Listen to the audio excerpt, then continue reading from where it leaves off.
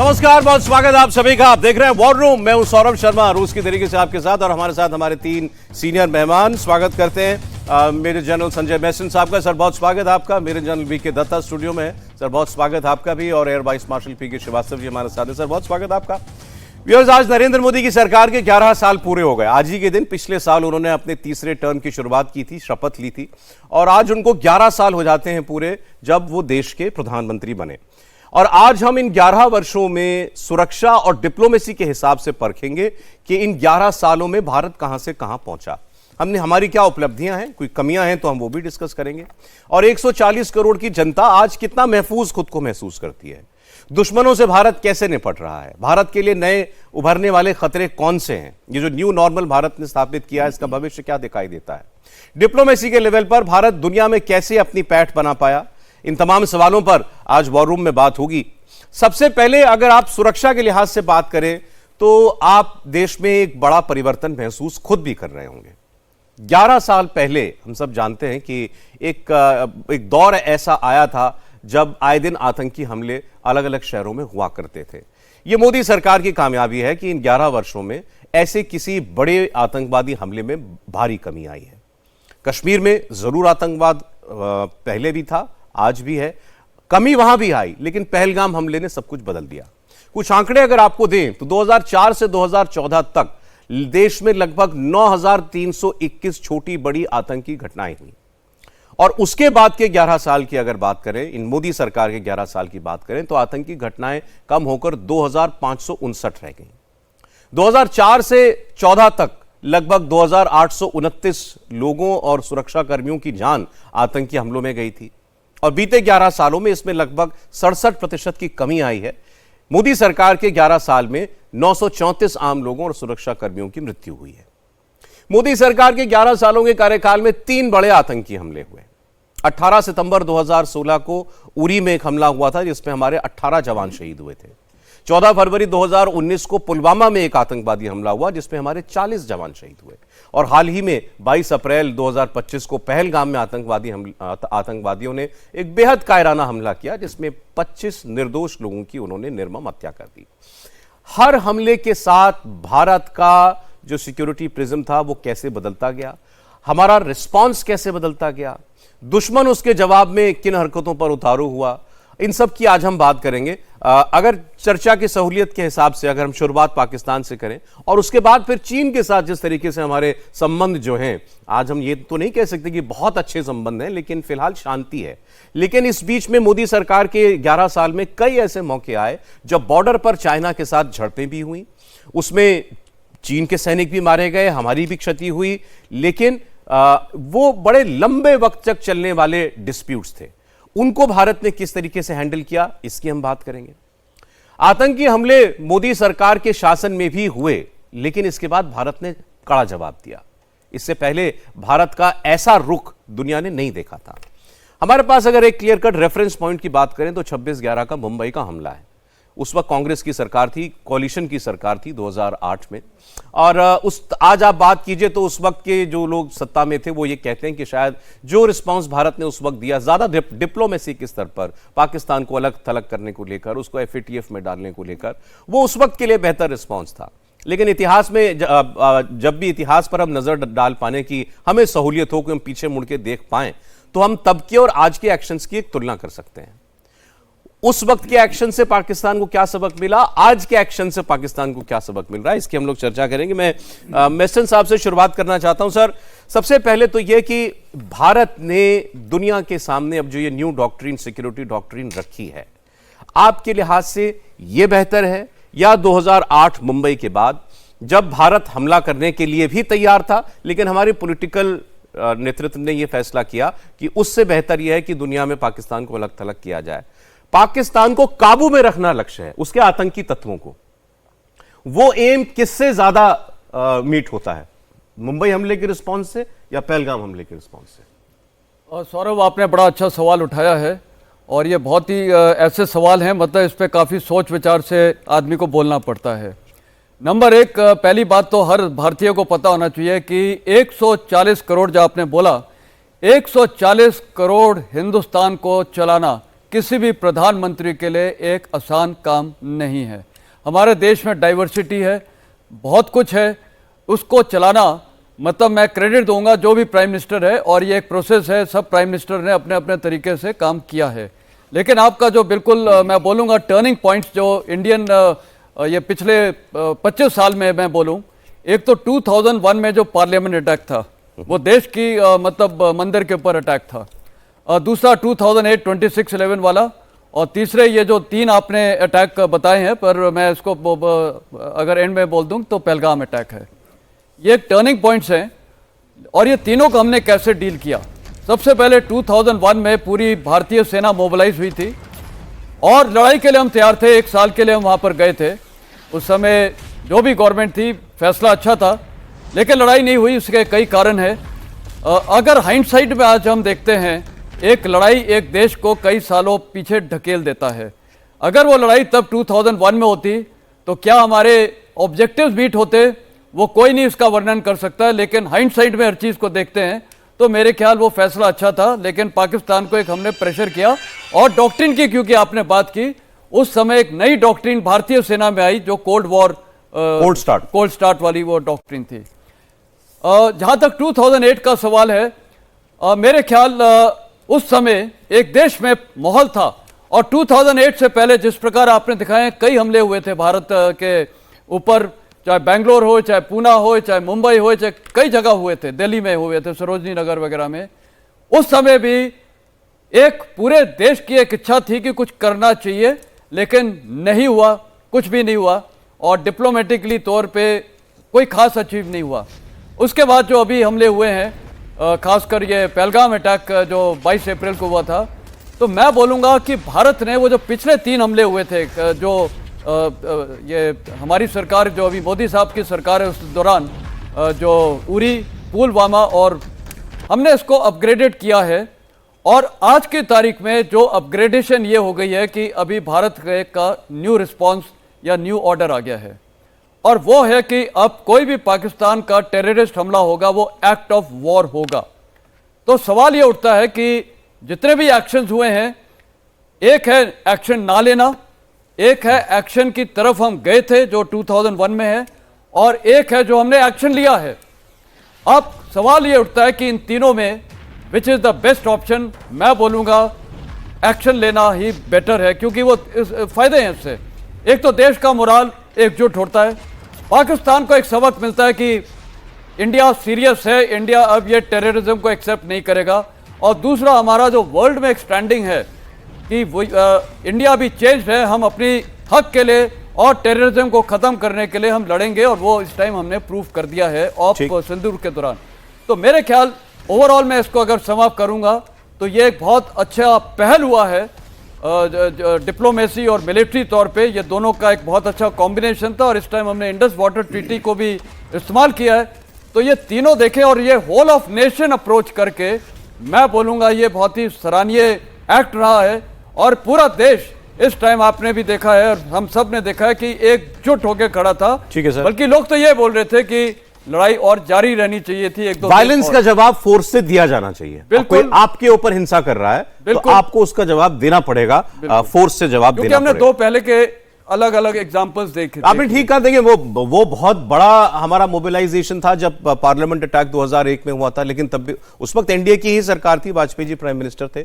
उस वक्त भी युद्ध ना करना बेहतर लगा कि इतना प्रेशर डाल दिया, इससे पाकिस्तान को सबक मिल गया होगा। लेकिन पाकिस्तान इतनी आसानी से सबक सीखता नहीं है, ये तो आपने पिछले कुछ वर्षों में ही देख लिया। इसके अलावा इस ऑपरेशन सिंदूर ने एक और चीज हिंदुस्तानियों को बताई, दुनिया तो जानती होगी, लेकिन क्योंकि हमारे यहां पर ऐसा कल्चर नहीं है कि हम सेना में क्या नई तकनीक आ गई, क्या नए हथियार आ गए, हमारे क्या खतरे हैं, हम उसके बारे में ज्यादा चर्चा नहीं करते। लेकिन इस बार आंखें खोली इस पहलगाम के हमले ने, और उसके बाद जो ये ऑपरेशन सिंदूर हुआ उसने पूरे देशवासियों की, कि अब ये नए जमाने के युद्ध हैं, ये नई नीतियों से, नए हथियारों से और नई तकनीक से लड़े जाएंगे। और पिछले कुछ वर्षों के अंदर अब युद्ध लड़ने के तरीके बिल्कुल बदल गए। दुनिया में जो लड़ाइयां लड़ी जा रही हैं, आप देखिए खासकर यूक्रेन और रशिया की जो लड़ाई लड़ी गई, जिस तरीके से दोनों देशों ने सब कुछ उनके पास जो है झोंक रखा है, उससे आपको इमर्जिंग टेक्नोलॉजीज के बारे में पता चलता है। और ऑपरेशन सिंदूर में एक बड़ा सुखद आश्चर्य पूरे देश को हुआ कि आपने इतनी कैपेबिलिटी डेवलप कर रखी थी जिसको कभी आजमाया नहीं गया था। आपकी अपनी खुद की बनाई हुई टेक्नोलॉजी, हथियार, मिसाइल्स, एयर डिफेंस सिस्टम्स, ये सारे वो उपकरण थे जो कभी युद्ध में इस्तेमाल नहीं हुए थे। लेकिन देशवासियों को मालूम भी नहीं था कि आपके वैज्ञानिकों ने, आपकी सेनाओं ने अपनी सुरक्षा का इतना इंतजाम कर रखा है, और जब जरूरत पड़ी तो वो सारे के सारे उपकरण बिल्कुल अपने आप को उन्होंने पूरी तरीके से साबित भी किया। तो क्या ये कैपेबिलिटी भी पिछले इन 10-11 वर्षों की ही है, या ये भी एक प्रोसेस था जो पूर्व की सरकारों से लेकर आज तक चलता रहा? एवीएम साहब, जैसे कि जनरल मेस्टर ने बोला, सौरभ, ये क्वेश्चन बहुत ही, I would say very pregnant question and it needs to be answered with lot of thoughts. तो मुझे थोड़ा टाइमलाइन के लिए टाइम दीजिएगा। 1998 में हम लोगों ने हमारे पास मिनिस्ट्री ऑफ डिफेंस से, जो पीएमओ से होके आता है, सीसीएस से, हमारे पास टारगेट फोल्डर्स आए अपने एडवर्सरीज के, ये चिन्हित करने के लिए कि किस तरीके की लड़ाई अगली वाली होगी। और ये बहुत ज़रूरी था उस वक्त तय करना। मैं इसलिए उस ईयर का नाम ले रहा हूँ। तो ये जो ऑर्डर्स आए उनको इम्प्लीमेंट करने के लिए एक बात ज़रूर समझ में आई, future wars will not be fought on land, air and sea, they will also be fought on electronic spectrum, in cyberspace and in space per se। तो इन तीनों के लिए हमारे पास क्या सेट्स हैं, हमारी क्या तैयारी है, उसको करने के लिए मैं एयरफोर्स में था और मैं भी उस डिपार्टमेंट का पार्ट बना। एक डिपार्टमेंट बना, उसका नाम था डिपार्टमेंट ऑफ कॉन्सेप्ट स्टडीज़, जिसका सिर्फ ये काम था कि फ्यूचर एयर वॉरफेयर के लिए क्या क्या असेट्स हमें चाहिए। और मैं आपसे शेयर करने में मुझे ज़रा भी संकोच नहीं होगा, IACCS का जो कॉन्सेप्ट बना उसी पीरियड में बना। अच्छा। जो integrated aircraft command and control system, क्योंकि हमने ये रियलाइज़ किया कि जो हमारे पास different levels of air defence है, चाहे वो बैलिस्टिक मिसाइल डिफेंस हो या फिर फर्दर डाउन जो हम कहते हैं 4 लेयर्स में होता है, right up to the close in weapon system, फिर जो आकर के अल्टीमेटली एक गन्स के साथ जाके समाप्त होता है। जैसे आपकी गन्स है L-70 वगैरह टाइप की, उसमें क्या कमियां हैं।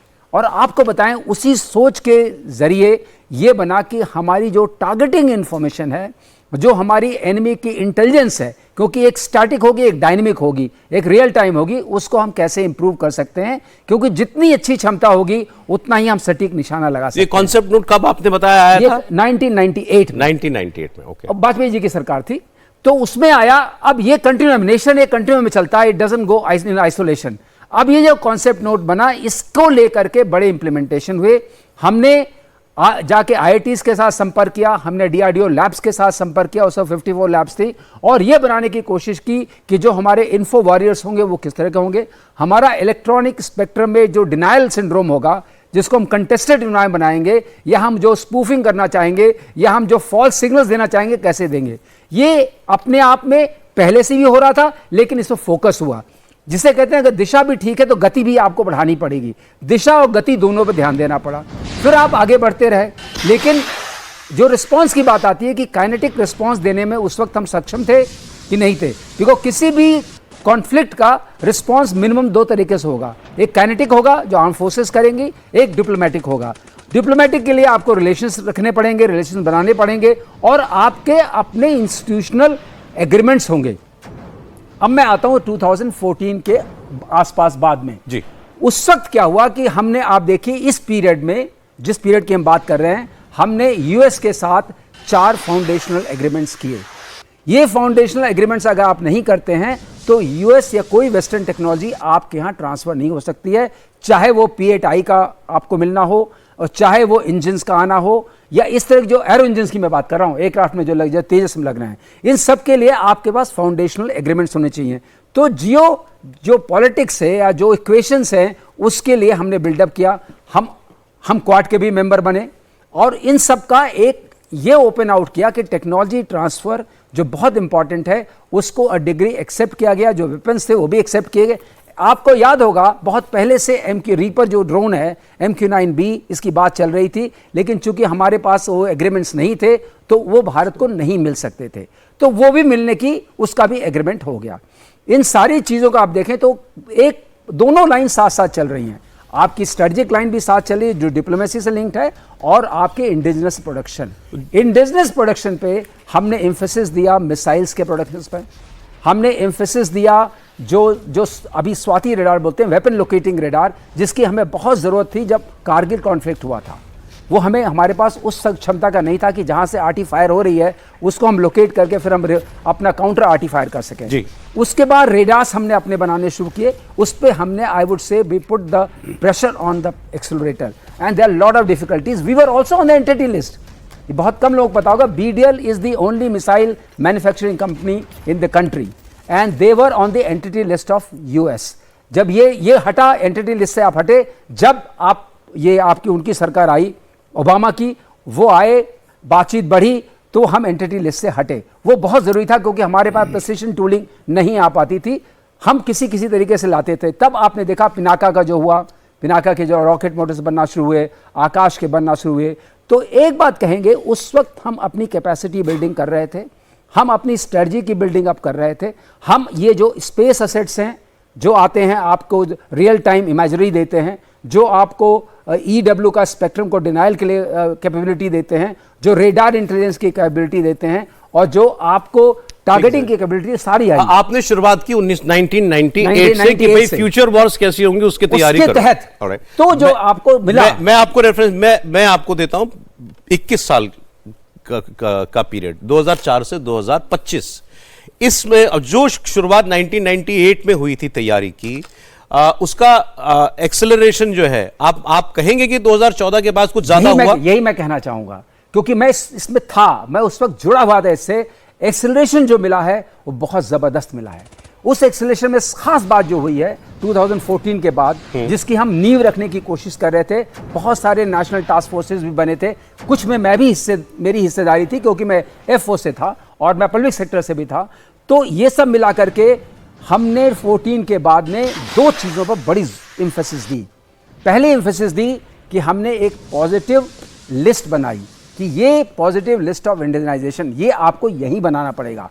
उसको हम लोग कुछ इस फॉर्म में भी जानते हैं कि ये चीज़ें हम इंपोर्ट नहीं करेंगे। उससे हमने एम्फेसिस दी एंड स्ट्रक्चर्स बनाए। ठीक है सर।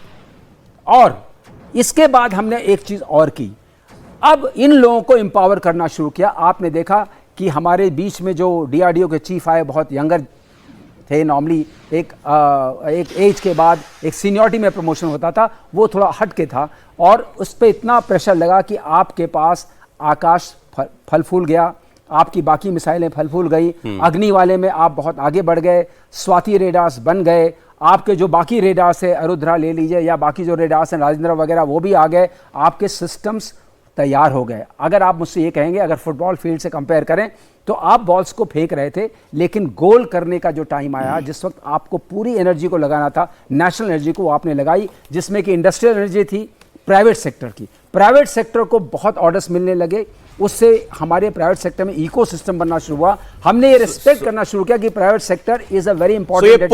पुश पिछले 10 साल का है। अब सर, ये ऑप सिंदूर ने क्या कुछ आपको भी चौंकाया?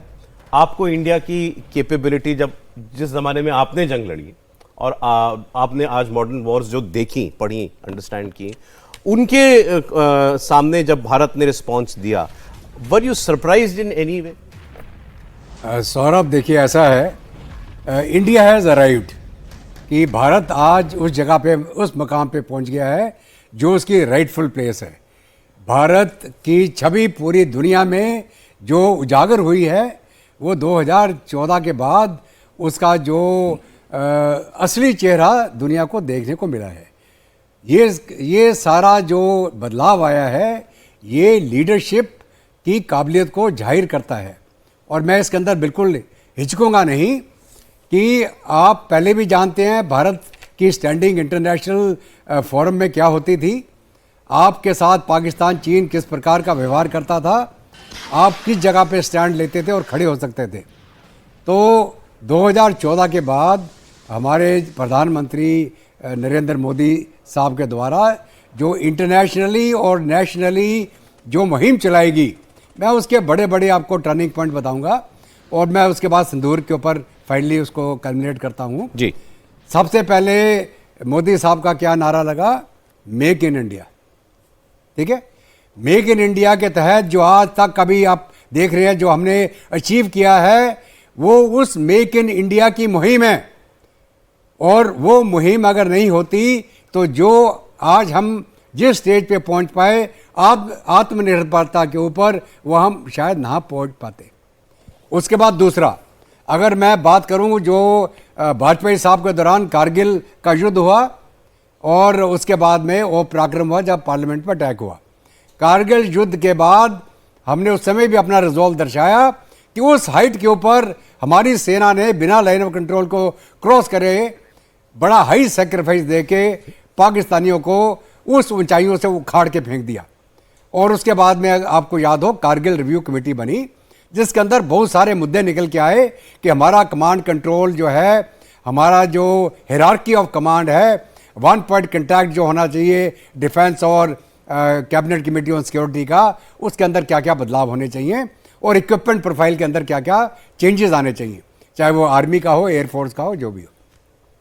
उसके चलते CDS का नियुक्ति हुई जो हमारे प्रधानमंत्री साहब की 2014 के बाद हुआ।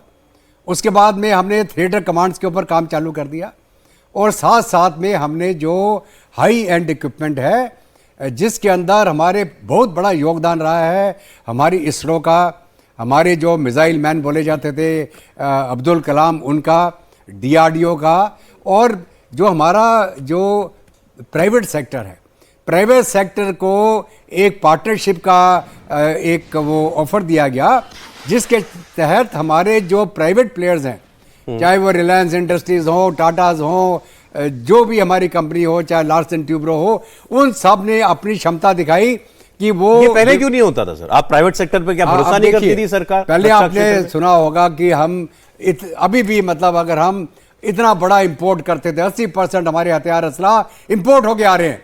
आपने बोफर का कांड सुना होगा, आपने वो अगस्ता हेलीकॉप्टर का कांड सुना होगा। जितने हमारे ये उस समय पॉलिटिकल पार्टीज थी, ये पैसा खाते थे, उसमें बड़ी बड़ी डिफेंस डील होती थी, करोड़ों करोड़ों रुपए की उनके अंदर से इनको कमीशन मिलती थी। इनके अपने जो बिचौलिए होते थे वो खाते थे और भारत की कॉस्ट के ऊपर आप कुछ लेते थे और कुछ खा जाते थे। तो सर अब दो सर ब्रेक का समय हो गया, हम यहीं से कंटिन्यू करेंगे। आपने दो बड़ी बातें कही, एक तो इंडिजिनाइजेशन को जो पुश मिला इस सरकार में, आप अपना आत्मनिर्भर बनिए जहां तक मुमकिन है। आज हम 60-65% तक उस आत्मनिर्भरता को हासिल कर चुके हैं रक्षा क्षेत्र में जो उत्पाद हैं उनको, उसकी अगर हम बात करें। और दूसरा आपने कहा प्राइवेट सेक्टर को एंगेज करना नेशन बिल्डिंग में। यहीं से आगे जब हम बात करेंगे तो थोड़ा चीन के फ्रंट पर जो डेवलपमेंट्स इन 11 साल की रही हैं उनकी भी हम लोग बात करेंगे। मैंने आप ही लोगों से सुना है कि ऑपरेशन सिंदूर में जो हमने अपनी काबिलियत दिखाई, वो दरअसल बहुत कुछ जो है आपका चाइना के साथ जो स्टैंड ऑफ हुआ, खासकर गलवान वाला, उसके बाद जो कैपेसिटी बिल्डिंग की गई थी उसका भी असर दिखाई दे रहा है। वेलकम बैक, आप देख रहे हैं वॉर रूम, और वॉर रूम में आज बात हो रही है मोदी सरकार के 11 साल पूरा होने पर। देश सुरक्षा के लिहाज से आज कितना और संपन्न और कितना और मजबूत दिखाई दे रहा है। और मोदी सरकार के 11 वर्ष पूरे होने को लेकर ही बीजेपी के अध्यक्ष जेपी नड्डा ने अभी अब से थोड़ी देर पहले एक प्रेस कॉन्फ्रेंस की, जिसमें उनसे इंडिया टीवी के पॉलिटिकल एडिटर देवेंद्र पराशर ने सवाल पूछा। देवेंद्र पराशर ने जेपी नड्डा से पहलगाम हमला, ऑपरेशन सिंदूर और इसे लेकर राहुल गांधी ने जो सवाल किए उसे लेकर प्रश्न किया। इसके जवाब में जेपी नड्डा ने राहुल गांधी पर बड़ा हमला बोला। नड्डा ने कहा कि राहुल गांधी का रवैया बहुत गैर जिम्मेदाराना है, उनका उद्देश्य क्या है ये समझना बड़ा मुश्किल है। Devendra Parashar, India TV. Sir, मेरा सवाल ये है, और पहलगाम हमला और ऑपरेशन सिंदूर के बैकग्राउंड में रक्षा के क्षेत्र में, सामरिक क्षेत्र में या फिर विदेश नीति को लेकर जो उपलब्धियां रही मोदी सरकार के अंतर्गत, और इन लोग की राहुल गांधी जैसे सवाल खड़े कर रहे हैं कि विदेश नीति कोलैप्स कर गई या ऑपरेशन सिंदूर के लेकर कितने फाइटर जेट हमारे नुकसान हुए, इन आलोचनाओं को कैसे देखें? देखिए, मैं यही इसी तरीके से देखता हूं कि भगवान उनको सद्बुद्धि दे, क्योंकि उनका उद्देश्य कम से कम समझना बड़ा मुश्किल है। ऑल पार्टी मीटिंग में आते हैं तो कहते हैं हम देश के साथ खड़े हैं, बाहर जाते हैं तो प्रश्न खड़े करते हैं, और प्रश्न भी वो खड़े करते हैं जो बेबुनियाद है। इसलिए इस तरीके का नैरेटिव बनाने का काम, मैं सिर्फ यही कह सकता हूं कि एक गैर जिम्मेदाराना विपक्ष की भूमिका वो अदा कर रहे हैं।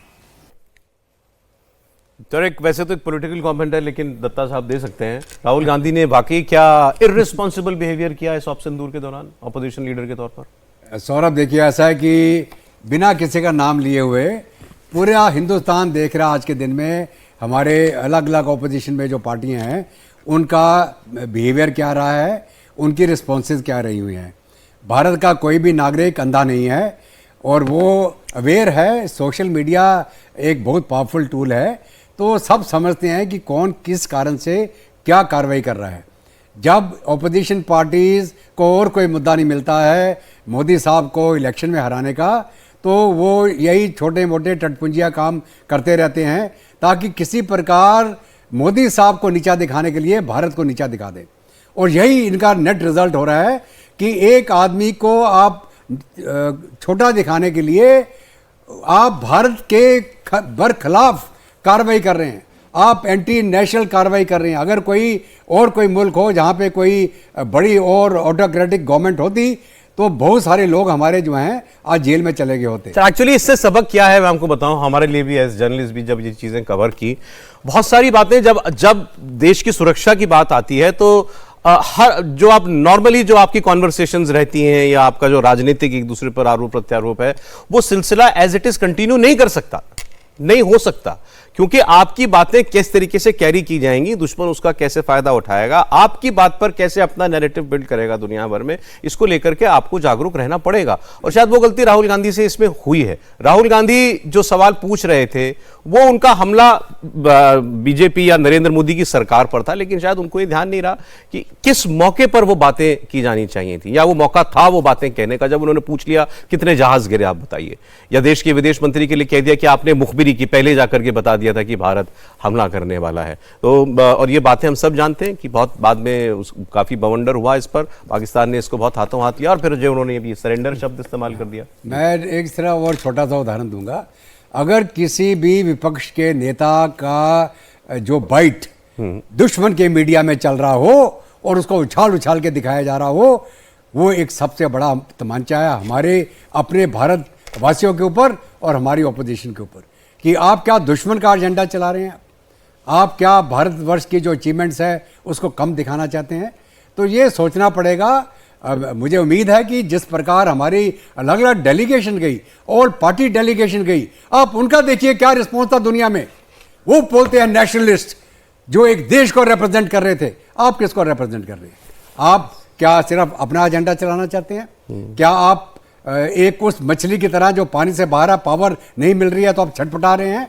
तो आपको सोचना पड़ेगा, आपको देश का हित हमेशा सर्वप्रिय रखना पड़ेगा, देश का नाम हमेशा ऊपर रहना चाहिए, किसी भी कारण से देश का नाम नीचे नहीं जाना चाहिए। Politics can wait for a while, जब देश कम से कम युद्ध की परिस्थिति में हो, उसके बाद आप कर लें अपनी राजनीति। मैं इसमें बस यही ऐड करना चाहूँगा कि हमें दुख होता है as veterans who have served the Indian Air Force, Indian Army, Indian Navy, हम लोग एक दुख होता है, वो मैं ज़रूर आपके माध्यम से, आपके चैनल के माध्यम से कहना चाहूँगा कि जो हमारी जीत की खुशी है उस पर हम अपनी राजनीति के कारण एक ठंडा पानी डाल रहे हैं, जिसमें कि देश एक हुआ है, जिसमें देश में एकता बढ़ी है। और यही काम किया था मुनीर ने, क्या काम किया था उसने, हिंदू और मुस्लिम की बात करके कि दे कांट लिव टुगेदर, कितनी मतलब ओछी बात करके हमारे देश में किसी तरह की संभावनाएं पैदा करने की कोशिश की थी कि हिंदू मुस्लिम यहाँ लड़ेंगे, लेकिन ऐसा नहीं हुआ। तो अब पक्ष हो या विपक्ष हो, जब देश है तो देश दोनों का है, देश हित में बात करिए और देश हित में ही लगे रहिए। और आपके जैसा कि जनरल दत्ता ने बोला, बहुत अच्छा बोला, आपका लिटमस टेस्ट क्या होगा? अगर आपकी बाइट्स को दुश्मन देश चला करके अपने यहाँ जागृति पैदा कर रहा है तो आप समझ सकते हैं कि आपकी बाइट्स का क्या उपयोग हो रहा है। लेकिन खास बात यह है कि ये जो कहा गया था ना, इसमें एक बात मैं और सिर्फ एक बात जोड़ना चाहूंगा, ये बहुत ही एक तरीके से कहने में भी खराब लग रहा था, सुनने में भी खराब लग रहा था, और देश उससे कोई एक, आप, मैं नहीं कहूंगा कि किसी के अंदर कोई एक हुई ईर्ष्या तू न गई मेरे मन से, बस इतना कहा जा सकता है। अच्छा, हमने ब्रेक से पहले बात की मेसन साहब से शुरुआत करते हुए कि 11 वर्ष जो हुए हैं, इसमें जो आपने देश का रिस्पांस देखा, देश पर जब भी खतरा आया, एक तुलना 2008 के मुंबई हमले से, जब हमने डिप्लोमेटिक तरीके से उसको हैंडल किया, मिलिट्री जवाब नहीं दिया था, तो क्या वो रिस्पांस कौन सा बेहतर था? फिर हमने बात की इन 11 वर्षों में देश की सेनाएं कितनी और सक्षम हुई, हमारी कैपेसिटी कितनी बढ़ी, और पाकिस्तान को मद्देनजर रखते हुए अभी तक की बातचीत हुई थी। अब मैं आपको जरा दूसरे फ्रंट पर लेकर के चलता हूँ। कुछ एनालिस्ट ने इस बीच में यह भी लिखा कि पाकिस्तान तो इस सारे शतरंज के खेल में बस एक प्यादा है, एक मोहरा है, जिससे पहली चाल चली जाती है। शतरंज में जब आप पहली चाल चलते हैं तो प्यादे कोई आगे बढ़ाते हैं, लेकिन ये पीछे से खेल कौन रहा है? तो वो है चीन। और चीन ने आपके साथ क्या किया? वैसे डिप्लोमेसी की अगर बात करेंगे, अगले वाले सेक्शन में हम लोग करेंगे, नरेंद्र मोदी ने शुरुआत डिप्लोमेसी से की। चीन, चाहे चीन के साथ हो चाहे पाकिस्तान के साथ हो, यहाँ नवाज शरीफ को बुलाया था अपनी स्वेरिंग इन में। उन्होंने पहली वर्ष में जो है शी जिनपिंग को बुलाया, उनसे संबंध बेहतर करने की कोशिश की 11 साल में। लेकिन चीन के साथ हमारी कई टेंशन्स हुई, बॉर्डर डिस्प्यूट्स हुए, महीनों महीनों तक भारत और चीन की सेनाएं आमने सामने रहीं, जंग जैसे हालात बने रहे। लोग तब भी ये सवाल पूछते थे कि भारत और चीन में युद्ध हो जाएगा, खासकर गलवान 2020 के बाद। ट्रेड के सेक्टर में भारत चीन के साथ कभी बैकफुट पर नहीं रहा है। डोकलाम से लेकर गलवान तक, पेंगोंग से लेकर तवांग तक, हर मोर्चे पर भारत ने रणनीतिक तौर पर पाकिस्तान, चीन को पूरा का पूरा जवाब देने की कोशिश की है। और मेसन साहब आपको इसके बारे में और ज़्यादा बता सकते हैं। चीन के साथ आपका पहला इन 11 सालों में अगर बात करें तो जो बड़ा संकट आया था वो था डोकलाम का संकट सर, जब भूटान, भारत और चीन, ये तीनों देश जो हैं एक पॉइंट पर आकर के जमा हो गए थे। भूटान की तो कोई सेना ऐसी नहीं है, और वहाँ भारत और चीन की सेनाएं आमने सामने थी। उसके बाद गलवान, वो डोकलाम में लेकिन हिंसा नहीं हुई थी। गलवान में हमारे और चीन के सैनिकों के बीच रात भर युद्ध लड़ा गया, उसमें हमारे 20 जवान शहीद हुए, और उस तरफ कितनी संख्या है आज तक बताई नहीं गई, लेकिन बहुत भारी नुकसान चीन की तरफ भी हुआ है। और इन दोनों वाक्यों ने क्या सबक दिया हमें, और हमने उसको अपनी तैयारी में कैसे ढाला? सौरभ, जहाँ तक चीन का सवाल है, मेरे ख्याल हमें लॉन्ग टर्म स्ट्रेटजी में अगर चीन को हम समझें, एक चीन का पैटर्न है। 1967 में नथुला में चीन ने हमारे ऊपर हमला किया था, और मैंने वही ब्रिगेड कमांड की थी 2009-10 में। नथुला में चीन ने उस समय हमारे 67 सोल्जर्स को मारा था, और उसके बाद हमने काउंटर आर्टिलरी फायर करके तकरीबन चीन के 200 जवान शहीद किए थे। उसके बाद आप देखिए समदरुंग छू में जब जनरल सुंदरजी साहब चीफ थे, उसके बावजूद हमने थोड़ा फर्म स्टैंड लिया था, चीन को हमने पीछे ढकेला। उसके बाद आपने बिल्कुल सही बोला, वही ब्रिगेड में जहां मैं कमांड कर रहा था, मेरे टाइम पे भी चीन कोशिश करते थे, लेकिन एग्रेसिव पोस्चर रखते थे हम। लेकिन जो भी हुआ, जब मैं वहां से निकल गया था, उसके बाद चीन ने आके वहां पर डोकलम में, वहां पर एक ग्यामोचिन पोस्ट है, वहां पूरे उस इलाके में हरकत की, और वो डिस्प्यूटेड एरिया है। उसका मंशा क्या है, हमें मंशा समझनी चाहिए। चीन की मंशा ये है कि वो जो एक चुंबी वैली के थ्रू, और जो हमारा नैरो कॉरिडोर है चिकन्स नेक, वहां से वो बांग्लादेश के साथ कनेक्ट करना चाहता है। और वही बांग्लादेश के भी अभी आपने हालात देख लिया है कि आज वो भारत के कितना एंटी हो गया है। तो ये एक हमारे लिए नॉर्थ ईस्ट के लिए कि बहुत ही बड़ा स्ट्रेटेजिक कंसर्न है।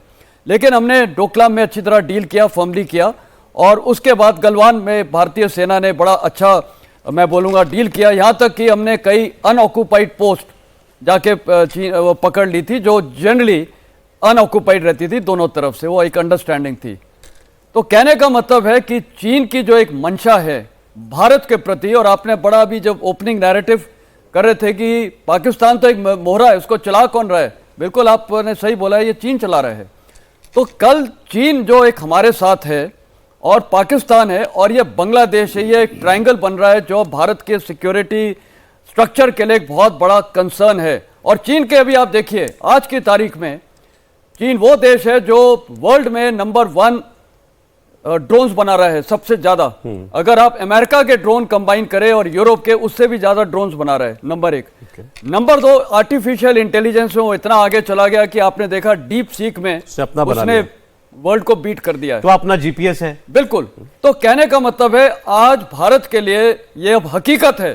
ये खासकर जो अभी ये ऑप सिंदूर हुआ है उसके बाद चीन ने इस टाइम और टर्की ने बिल्कुल डायरेक्ट इन्वॉल्वमेंट किया है, और अगले जो वॉर होगा पाकिस्तान के साथ, मेरे को कोई शक नहीं है कि चीन एक नया फ्रंट खोलेगा। सर चाइना के मेरे 3 सवाल हैं आपसे चाइना को लेकर के, थोड़ी और क्लैरिटी आ जाएगी। पहला तो ये कि चाइना आपने कहा कि चाहता क्या है, वो आप हमारी भारत की जमीन चाहता है या बस भारत को एंगेज रखना चाहता है, परेशान करना चाहता है? ये पॉइंट नंबर 1। और क्यों?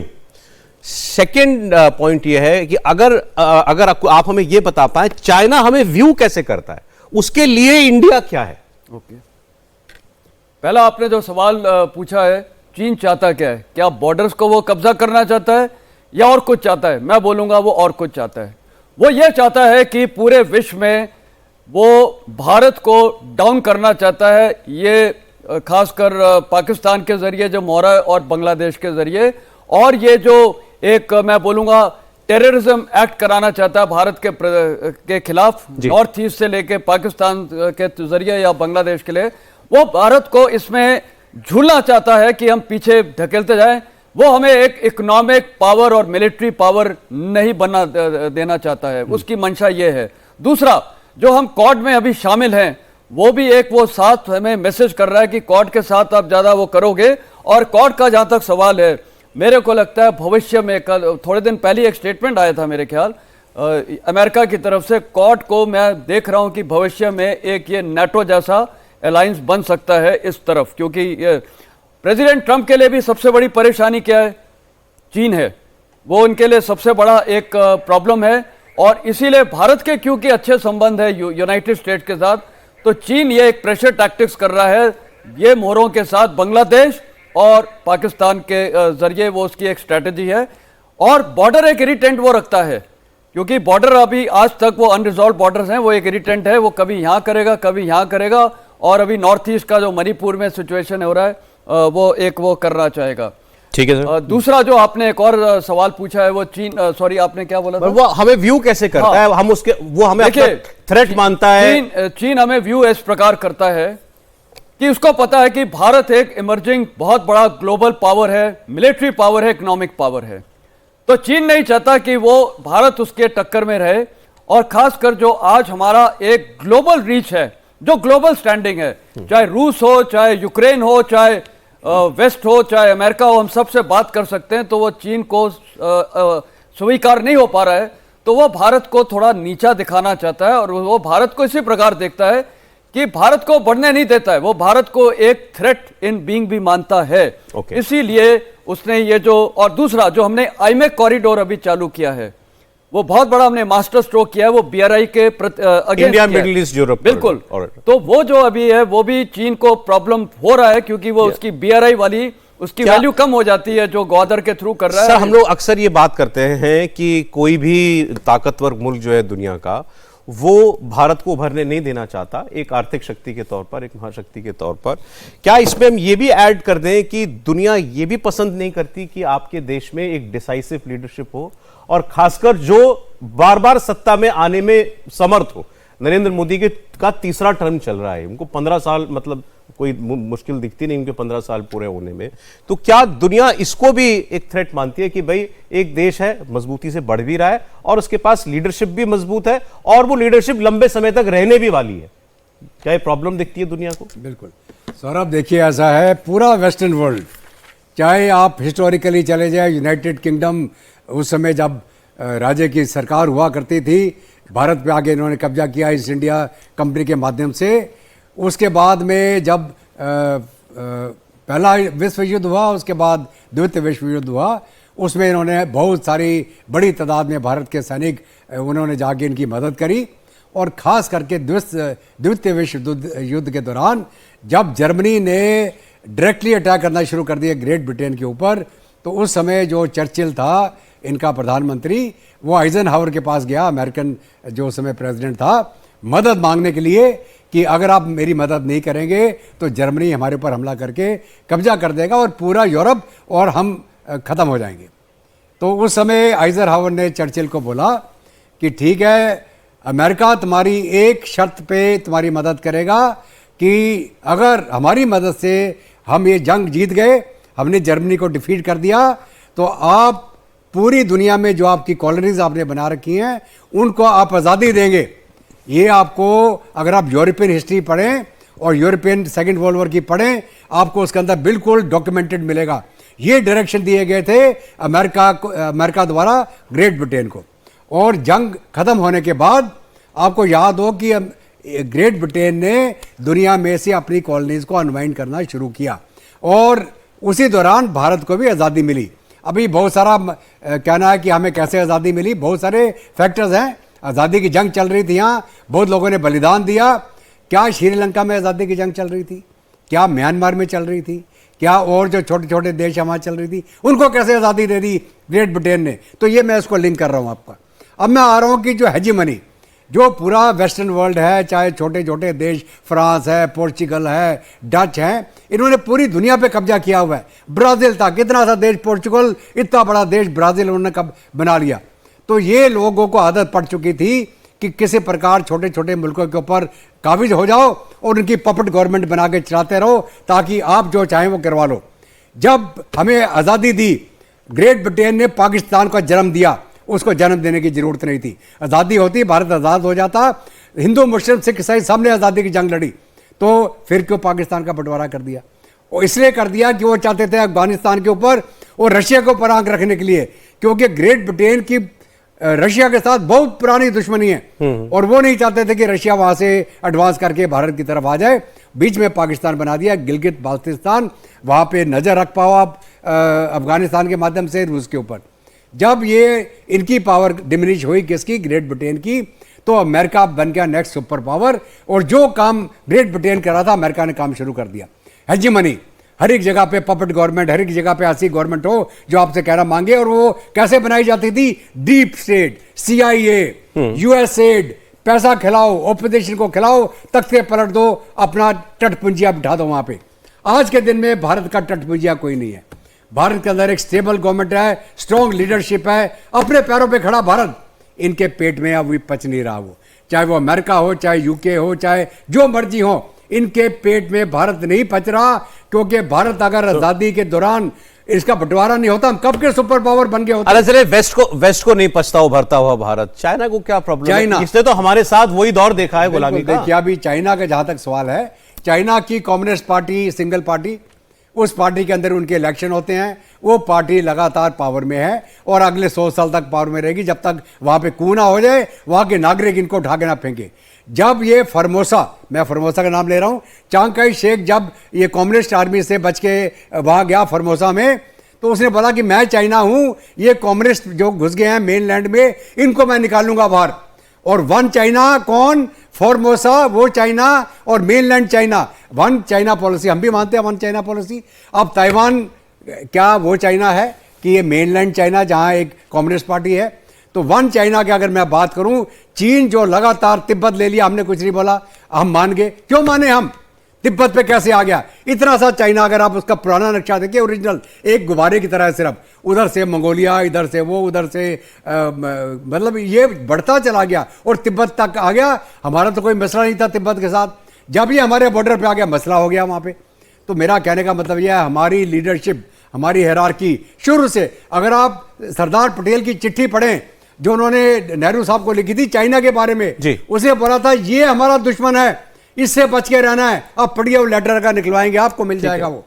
और वो चाइना जो है आज के दिन में उसको भी भारत नहीं पच रहा। अरे इतना तो समझ में आता है कि पाकिस्तान हो चाहे चाइना हो, हमारे ये दो जो हमारे दुश्मन कह लें, चीन के लिए हालांकि हम लोग ऐसे खुलकर नहीं कहते हैं लेकिन फिर भी, तो इनके साथ डिप्लोमेसी कभी काम आई नहीं। नेहरू जी तो डिप्लोमेसी ही करते थे, लेकिन नेहरू जी को धोखा भी चीन नहीं दिया। मोदी जी ने भी डिप्लोमेसी करने की कोशिश की, उनको भी धोखा चीन ने दिया, पाकिस्तान ने दिया। तो इन दोनों के साथ डिप्लोमेसी नहीं चलती, इन दोनों के साथ भाषा चलती है ताकत की। आज 11 साल पूरे हुए हैं नरेंद्र मोदी की सरकार के उनके इस तीसरे कार्यकाल का आज 1 वर्ष पूरा हुआ है। और आज एक 11 साल में देश की रक्षा के लिहाज से कितने फ्रंट हैं हमारे सामने और कैसी कैसी चुनौतियां आई, हमने उसकी बात की। हमने आपके सामने चर्चा की पाकिस्तान के साथ ऑपरेशन सिंदूर और कैसे भारत का रिस्पांस धीरे धीरे पाकिस्तान को लेकर के और धारदार और बड़ा होता गया और गहरा होता गया। आपने ये ऑप सिंदूर में देखा, इसकी शुरुआत हुई थी सर्जिकल स्ट्राइक से, एयर स्ट्राइक से, और फिर अब यहाँ पर हम लोग ब्रेक से पहले चीन की बात कर रहे थे कि चीन के साथ जब भी आमना सामना हुआ, भारत ने डटकर उसको जवाब दिया है। तो चीन एक बात बिल्कुल समझता है कि ये कोई और छोटा देश नहीं है जिसके साथ वो कोई दादागिरी कर सकता है। ये इसको हर मौके पर समझ में आ गया, चाहे वो डोकलाम का हो, वाकया हो, या गलवान का। ये भी दोनों इसी नरेंद्र मोदी की इस सरकार के दौरान ही दोनों वाकये हुए। एक और तीसरा फ्रंट जो अब बांग्लादेश में खुलता दिखाई दे रहा है, उसकी बात भी कर लेते हैं। हमारे 3 पड़ोसी। अगस्त 2024 में तख्ता पलट के बाद से बांग्लादेश में हालात डामाडोल है। बांग्लादेश में कट्टरपंथी हमले हुए, अल्पसंख्यकों को, खासकर हिंदुओं को टारगेट किया गया। भारत और बांग्लादेश के बीच रिश्ते इस वक्त भी आप तल्ख कह सकते हैं। 11 महीने के इस पीरियड में कई बार भारत और बांग्लादेश के बीच तनाव खुलकर सामने आया, लेकिन मोदी सरकार की डिप्लोमेसी कभी बैकफुट पर नहीं रही। ताजा नतीजा यह है कि 4 और 6 जून को दोनों देशों के शीर्ष नेताओं ने एक दूसरे को बधाई संदेश दिए। प्रधानमंत्री ने बकरीद की बधाई भेजी तो मोहम्मद यूनुस ने भी भारत की समृद्धि और सांस्कृतिक विरासत को सलाम किया। अब यह केवल सामान्य शिष्टाचार है क्या? क्योंकि 1 साल में तो हमने वहां से कोई भारत के लिए अच्छी आवाजें उठती हुई नहीं देखी। तो बांग्लादेश जो हम मानते थे जब तक वहाँ अवामी लीग की सरकार थी और शेख हसीना प्राइम मिनिस्टर थी कि हमारा मित्र देश है, अचानक इस 1 साल में वो मित्रता कैसे गायब हुई। और अब मैं अभी फिलहाल कड़वाहट कहेंगे, उसको शत्रुता कहना उचित नहीं होगा, लेकिन क्या ये उसी दिशा में बढ़ता जा रहा है? और इस लिहाज से अगर देखें तो ऊपर बैठा चीन पूर्व और पश्चिम में बांग्लादेश और पाकिस्तान को, भारत को परेशान करने के लिए इस्तेमाल कर रहा है। क्या ये कोई ग्रैंड सीन है या हम ज़्यादा पढ़ रहे हैं इसमें? नहीं, हम ज़्यादा नहीं पढ़ रहे हैं सौरभ, क्योंकि ये हमेशा से हम इसको फैक्टर इन करते रहे हैं कि जो एक स्ट्रेटजिक पर्ल की बात होती थी कि चाइना हमारे चारों तरफ एक घेरा सा बना रहा है, ये उसी घेरे का एक वो है। बट इतना भी आसान नहीं है चाइना के लिए। उसके लिए आपने जो पहला सवाल पूछा था मुझे बहुत अच्छा लगा था कि चाइना का हमसे क्यों ये प्रॉब्लम है। तो पहली बात ये है कि चाइना हमें एज ए कॉम्पिटिशन देखता है। Competition for what? जो प्रोडक्शन के लिए चाइना माना जाता है, ग्लोबल प्रोडक्शन हब माना जाता है, उसमें अगर चाइना को कोई चैलेंज कर सकता है because of the population, because of the education of the population, because of the facilities we have, वो सिर्फ इंडिया है पूरे वर्ल्ड में। अगर कहीं से प्रॉपर चैलेंज आ सकता है तो एक हम उसके कंपटीशन हो गए हैं प्रोडक्शन हब बनने के। जो बहुत सारी कंपनीज जो वर्ल्ड की बड़ी बड़ी कंपनीज हैं, चाहे वो आईफोन वाले हों, चाहे वो ये आपके लॉकहीड मार्टिन या वहाँ से दसों, everybody wants to shift here. तो ये जो शिफ्ट की बात है, चाहे ताइवान में एसएमसी, तो ये उसको लगता है कि अगर हम इंडिया को इंगेज किए रहेंगे, दो तरफ से अगर घाव होते रहेंगे, तो इंडिया की जो ट्रेजेक्टरी है, जो इकोनॉमिक ट्रेजेक्टरी है, वो आगे नहीं बढ़ पाएगी। और अगर सिक्योरिटी की प्रॉब्लम आती है तो कोई भी फॉरेन इन्वेस्टमेंट होने में दिक्कत आएगी।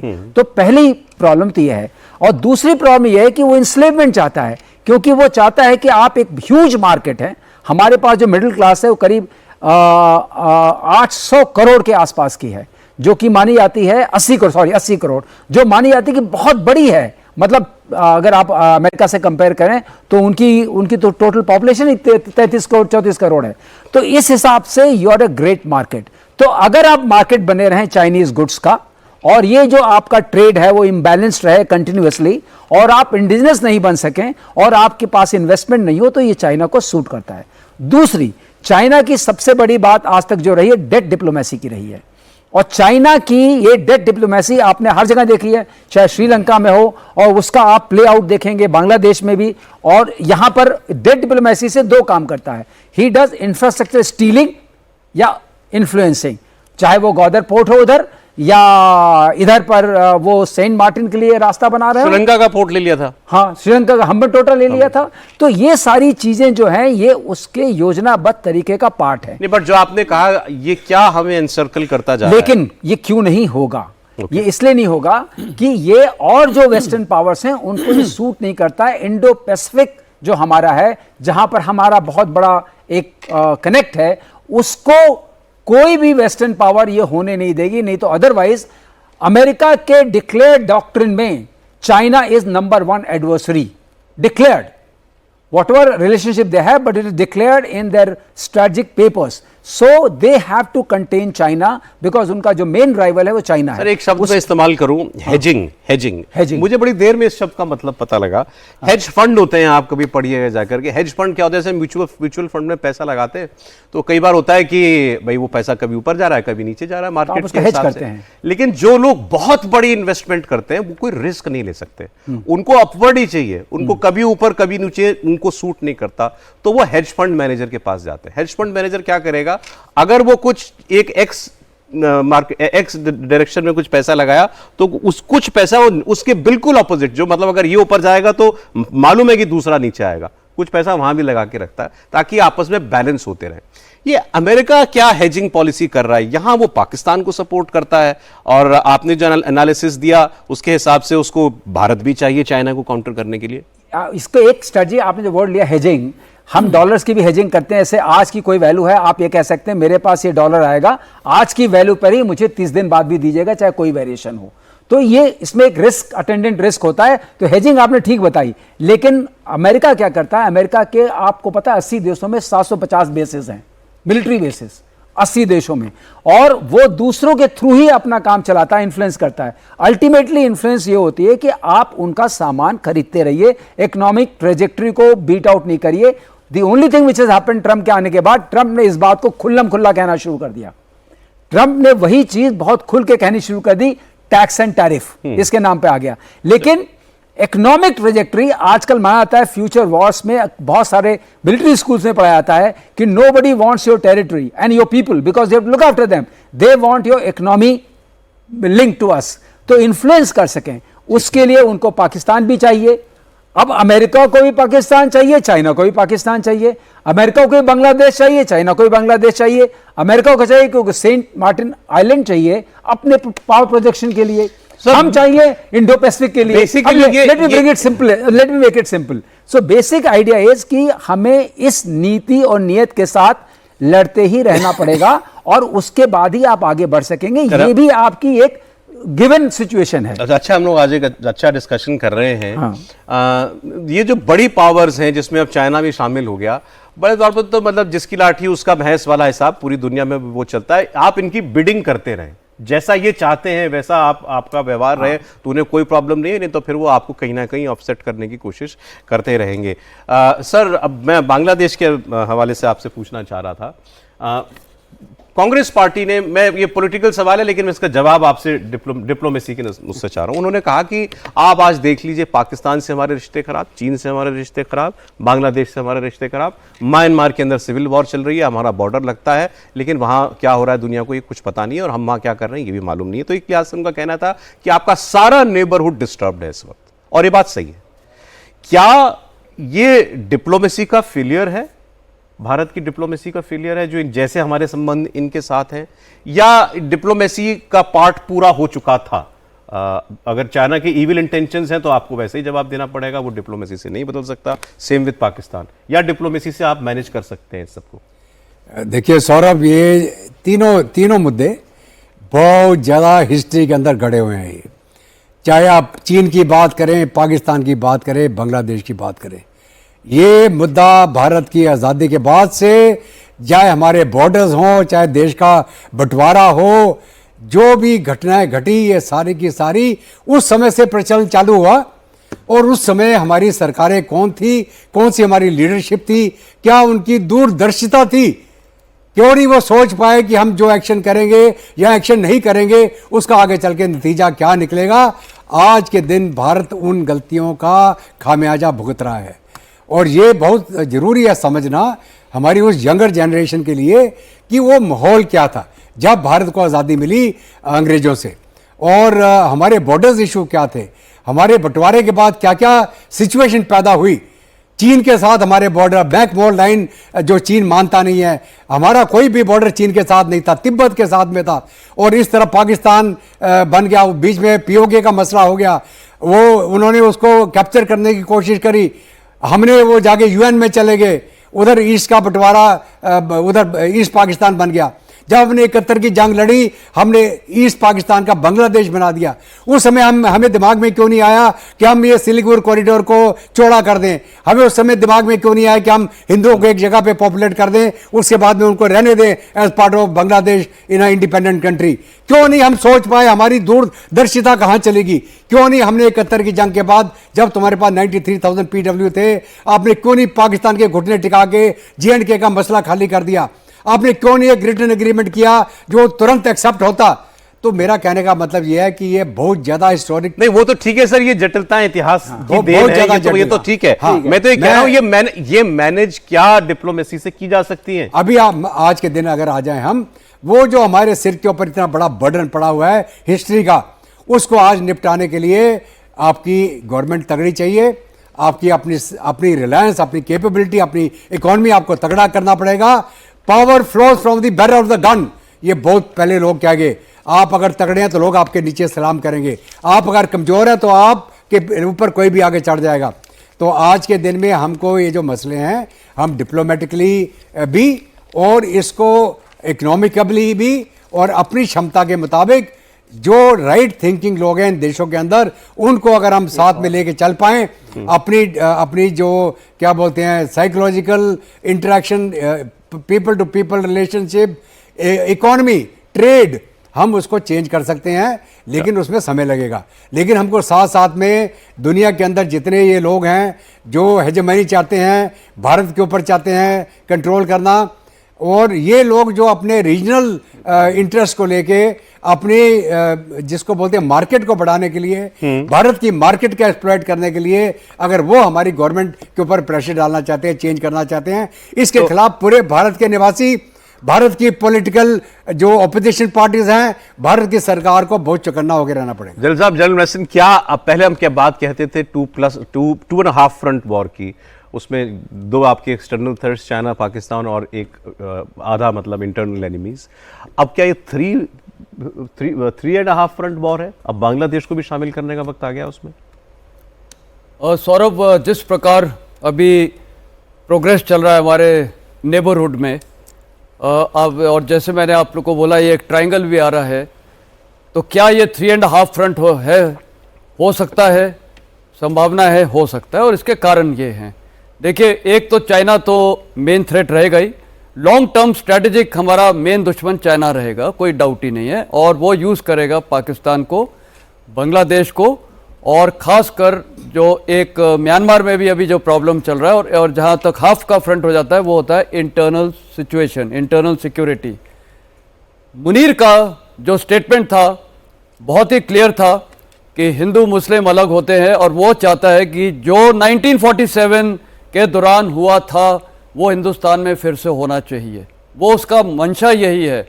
और जिस दिन वो हो गया, वो हमारे लिए एक बहुत बड़ा सिक्योरिटी कंसर्न है, तो वो एक नेशनल हमारे लिए बहुत बड़ा कंसर्न हो जाता है कि इस इश्यू को कैसे एड्रेस करना है, क्योंकि इसको अगर एड्रेस नहीं करेंगे तो हम लड़ाई नहीं कर पाते हैं, कर सकेंगे अच्छी तरह, क्योंकि आपने देखा ऑप सिंदूर में पूरा देश एकजुट था, तो फौज को भी एक ताकत मिलती है कि पूरा एकजुट खड़ा है।